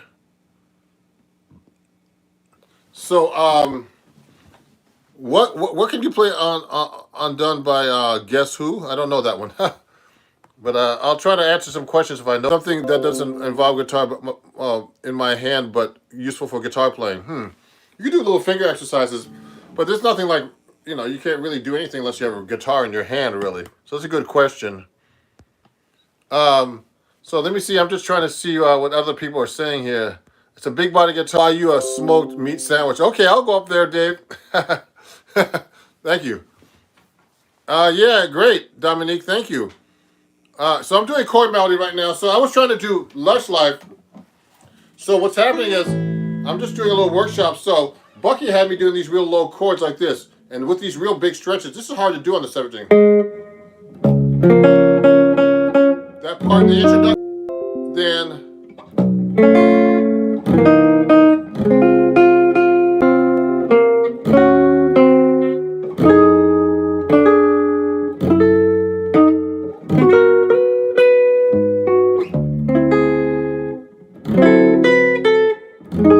see how I play all those low notes?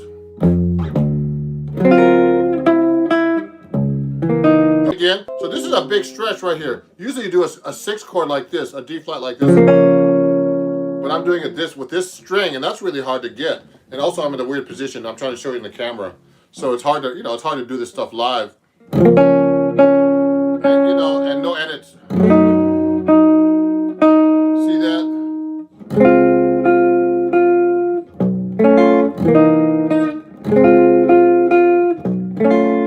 So I'm doing a little more harmonization. I can go.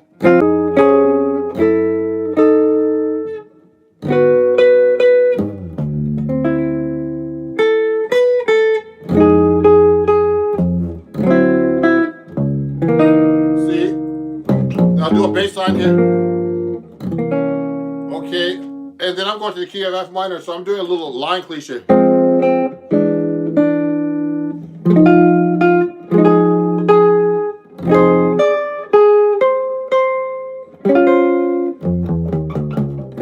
I'll put that little bass line in there. Then the little thing.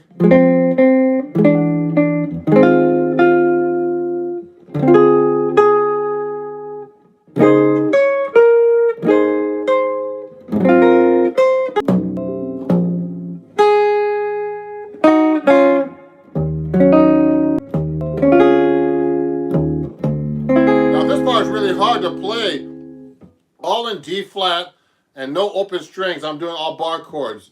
So this is Lush Life, and then I'm going, so I'm trying to play that melody with this low bass note here. Now Bucky was trying to show me how to do this. Bucky pitched a lot of sharps and flats.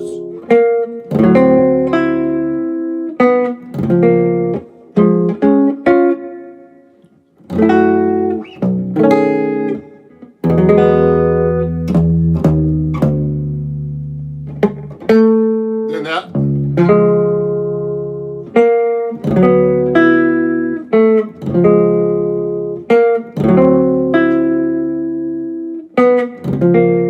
Thirds.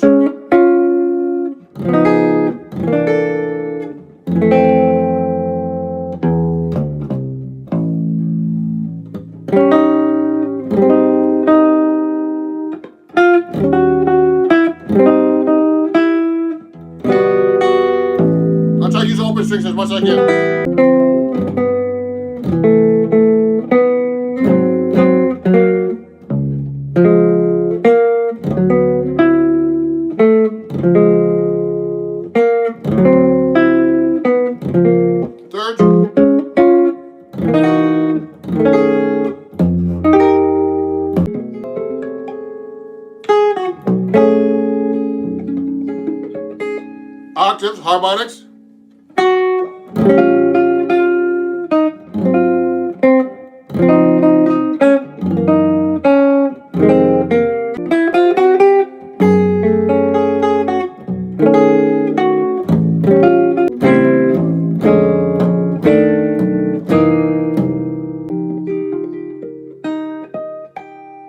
So I'm using little octave harmonics. Topic today is a 7-string. So let me see my live chop chat here. Oh, so Blue Notes, you have to know you really have to know your minor pentatonic scales. So I'm not really talking about this. I mean, there's 5 fingerings. Now, you can go to my website, Ron Jack. There, you can find some printable music for only $2 about all the 5 fingerings of the minor pentatonic. Actually, you know what? You reminded me. Thank you for asking the question. I have to put like a series, like a printable lesson that's only for a couple of bucks about adding 1 note to the minor pentatonic. Wow. Yeah, wrist fatigue. Well, my wrist is hurting me right now because I'm playing 7-string, so it's much harder. Plus, everybody, I'm playing a 14 on top, just so you know. And these are heavy strings, guys. Let me show you what these strings look like. I have the pack right here, just to show everybody.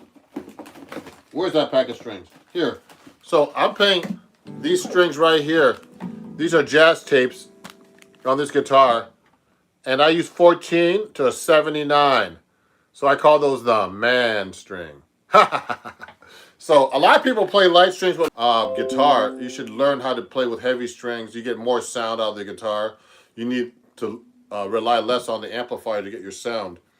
So, I haven't been practicing for a couple of days. I've just been playing and doing some recording work. But so I haven't touched the 7-string in a couple of days. So this is really hard. What about Charlie Hunter, Jazz Funk Style? I love Charlie Hunter. Have you ever tried Elixir Strings? Actually, I endorse Elixir Strings too. So that's Elixir Strings. I use them on my Sala body, actually. These are like 10, these are 7-string sets from my Solid Body PRS 7-string. So yes, I use Elixir strings too.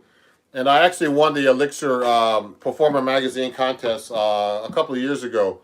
I sent one of my songs in called One for Melvin. So you guys, if you want to check out my music, please do. Let me see if I can send a chat here for you guys. Let me see. Oh yeah, Elixirs are great. Let me see. I'm just trying to see what else. Oh, okay. I was just trying to see what other options here, because you know what, I'm just trying to figure out how to use the chat on my phone because I decided not to use my computer. It was making so much noise. So I use Elixir strings, and if you guys are enjoying this, please send me a comment or anything, and there's a link if you want to donate to this. To my show here. If you're enjoying what you're doing, you don't have to donate at all. If you feel like in your heart you like to, you can donate to PayPal at Ron Jackson Music, Venmo, Cash App, and Zelle. Okay, just like my YouTube. Let me see what some of these other questions are. Live chat, top chat. Let me see. Hey, dope. Keep being dope. Thank you. I've never tried that. I love Elixir strings. They're great for certain things.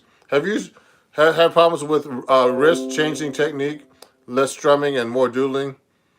Yes, I've had fatigue and all kinds of stuff. I mean, I've even had this octave harmonics. Randy Bachman did a jazz album. Have you heard of him? A couple of jazzy songs. Looking out. Oh yeah, no, I never heard that album. I'll check it out. Tommy Emmanuel. I know Tommy Emmanuel actually. He's a great guitar player, and I know him from hanging out with Les Paul here in New York. Keep going here and answer some questions. What can I learn of guitar? Okay, good. Well, thanks for asking the questions, everybody. So we're talking about 7-string here, and this is like a kind of like a 7-string workshop. So another thing I like to do, so the chord melody is really great with 7-string. Also, I like to use the bass line. So I'm just getting warmed up here. Lush Life, that last song I played was really kind of hard to play. PlayStation Gypsy Jazz. Oh yeah, great. So you know what? I like to use the 7-string also for like bass lines. So I mean, I'm really into playing bass lines on the guitar. I've been doing that anyway in a typical jazz standard. It could be anything. Let me see. Let me pick a jazz standard. You guys pick a jazz standard for me. Send me a text. Well, do you have a gospel background? No, I don't have a gospel background. No, but I've played. I've been to churches for a long time, and I played in church, and I love gospel music. And I play in churches actually recently. Actually, I did some recordings. Yeah, please play Indiana by Zeus Sims, Bucky Pillar. Oh, you're a big. Oh, really?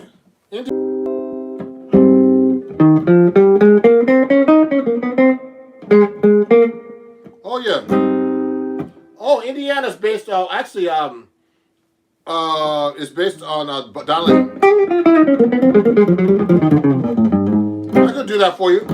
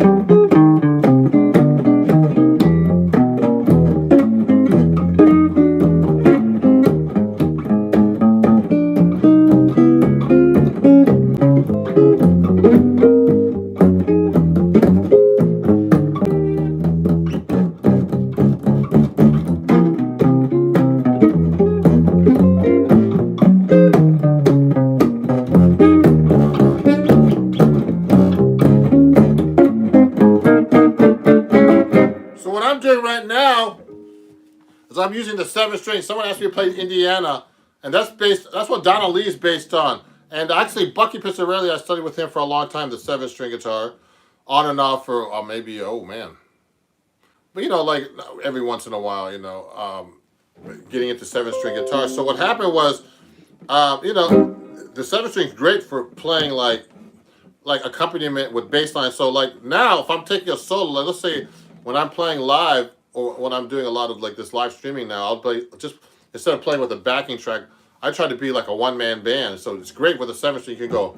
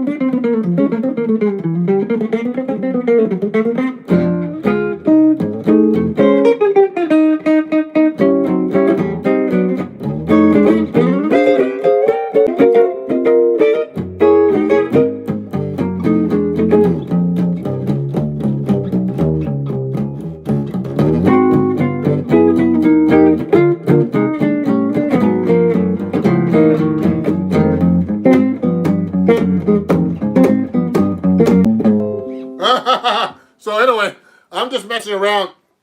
So when I'm taking a solo, I had a high-end restaurant and hire you to perform. Oh, thank you. Well, don't get too high-end now. I play restaurant gigs, all kinds of stuff. Concerts, recordings. So what I'm doing is I'm just about that. Do you sometimes play Delta Blues? Sure. I mean,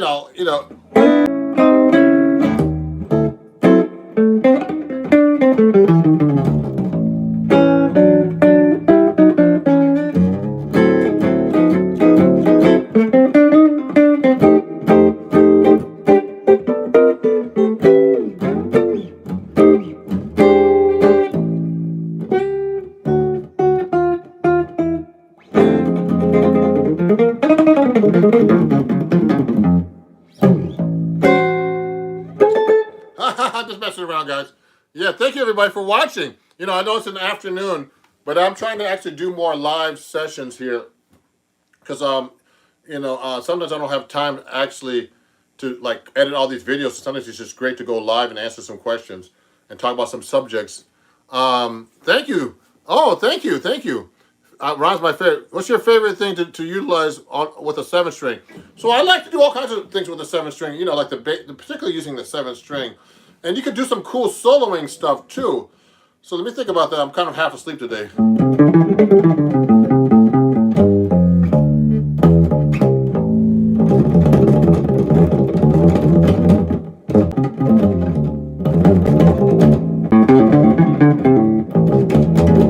So I'm using the 7-string like a bass note, but also like a solo note, you know, to incorporate in my playing. So that's the hardest part about me playing the 7-string is to incorporate it in my solos. So that's one thing I like to do with the 7-string.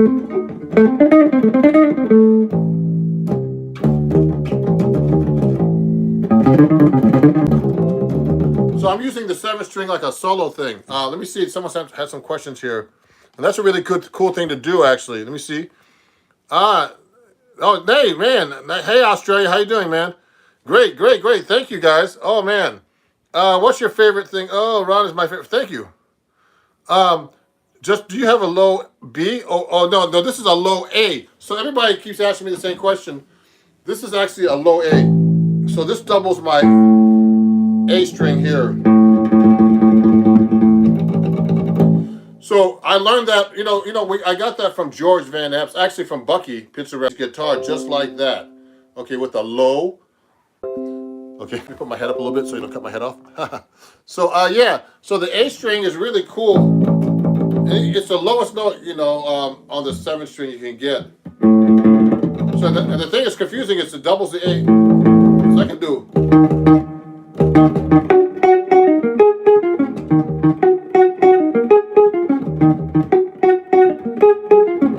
You can do cool bass lines.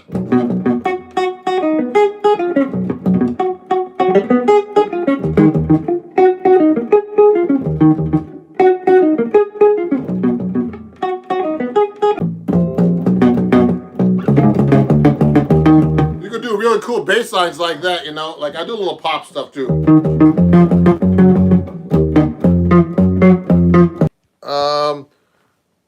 Trying my hardest with theory, but nothing seems to work. You know what? Theory, you have to really try to play it on your guitar or an instrument to really understand it. Okay, and let me see what else is here. But new to hollow electric guitars, do they work like acoustics or different? So this guitar can be played acoustically. It's not as loud.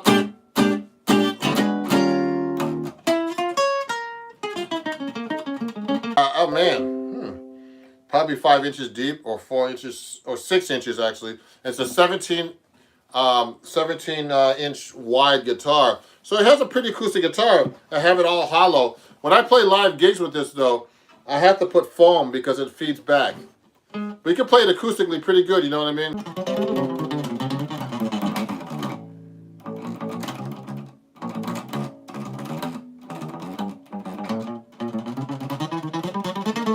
So you can hear it pretty good. But can it gent? Who's that? Just kidding. Yeah, so you know what? 7-string guitar. This guitar is an acoustic guitar too. It's not a real acoustic, but it's an arch top and has that big, warm, big sound with big man strings. I custom here. I use these strings on here. 14 on top, the man string. And Melvin Sparks, he was like the acid jazz, funk, soul guitar player, did a lot of sessions. He was my mentor. And he had me switch from 13s to 14 on top. So that's the strings I use on this guitar, the 7-string. And on my solid body, I use these Elixir strings, 7 strings that I got from Elixir. I have an endorsement with these guys too. And wait a second, do I have some other strings here? I have some other strings, but I can't find it right now. So anyway, I use all kinds of strings to play on this guitar, and they're really cool. So anyway, let me continue. Also, if you want to study with me, it's already. I'm gonna put it up later. It's www.patreon.com/RonJacksonMusic, and you can get lessons there for $3 a month or more. Could you show a 7th chord progression using the low A string? Sure. So a major 7th chord with this low A string. Someone asked me a couple of questions here, so I'll answer them. So this is a cool 7th chord. A major 7. Now the low A string, I can use the low A string for all kinds of 7th chords. I can go.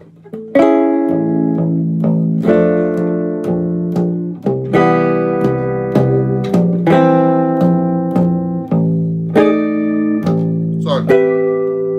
No, that's minor. Sorry about that. Now you could also use the 7th chord in all kinds of voicings like this. Let me see.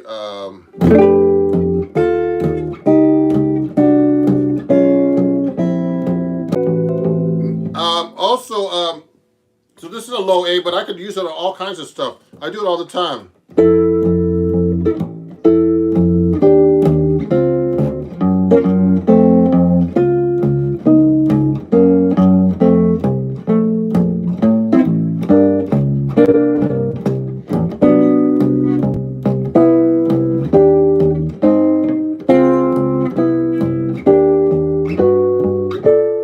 So I'm just using 7th chords here, just as an example.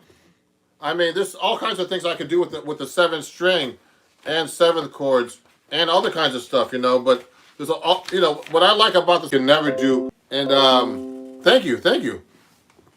Sorry, thanks. Oh, that's beautiful. Thank you very much. So when I'm playing 7th string, I like to throw it right in there. So I'm doing some.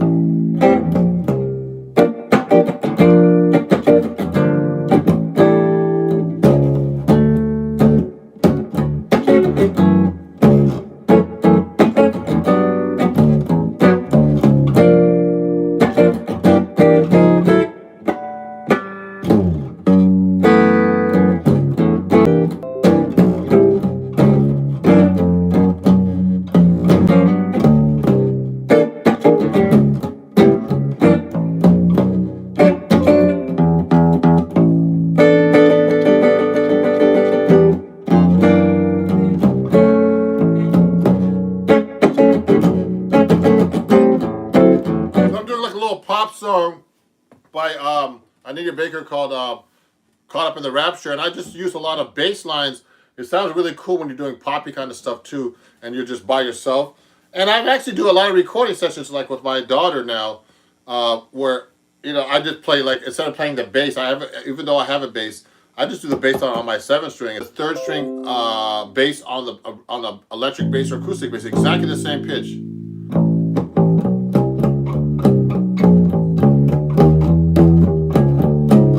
Another cool effect you can use actually on the 7th string is actually the Slam Stewart sound. I learned this from Bucky. So when you play the 7th and the 6th string together, so this is actually A to E. So you get.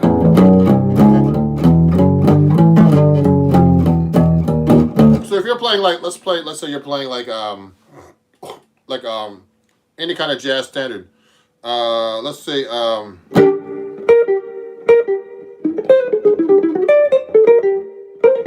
so I'm going.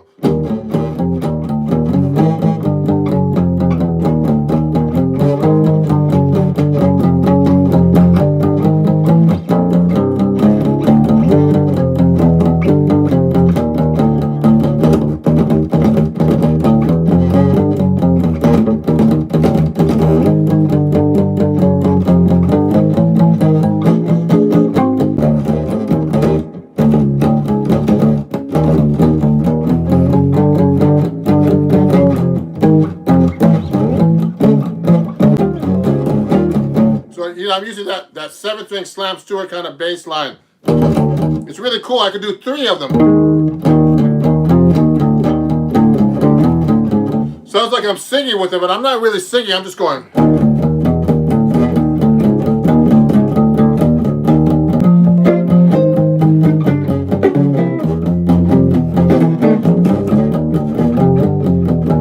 I'm using that cool Slam Stewart sound. I love comments that are coming up here because I'm using my phone to try something different.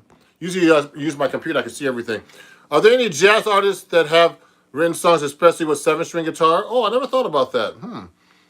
No, I mean, the best, Bucky, when I studied with him, he had all kinds of arrangements. That's possible, and I do it myself.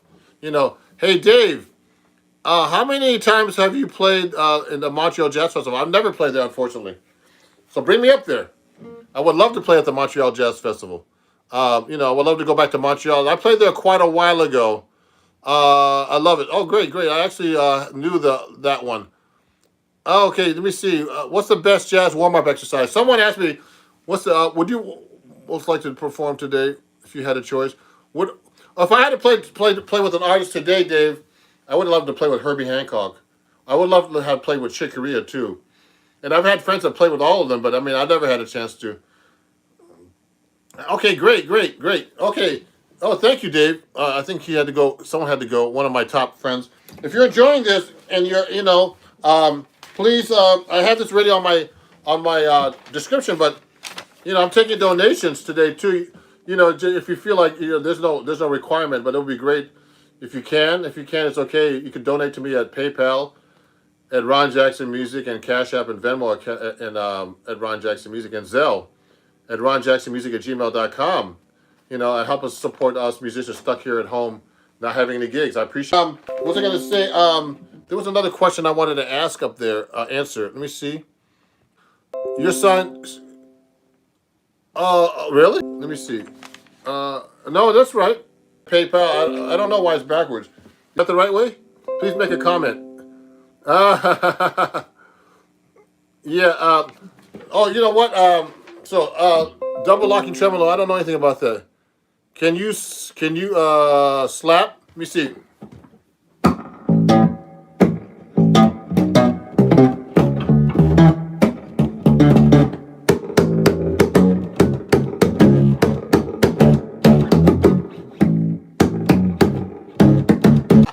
What's that? It's right now. What's that? It's right now thing here. Top chat. Oh, I'm trying to see what all these people playing. I played the New Orleans Jazz Festival before, just so you know. Haven't been there in a while. Let me see. Oh, cool. So anyway, let me continue here and maybe play a couple more songs before I finish up. Subscribe, of course.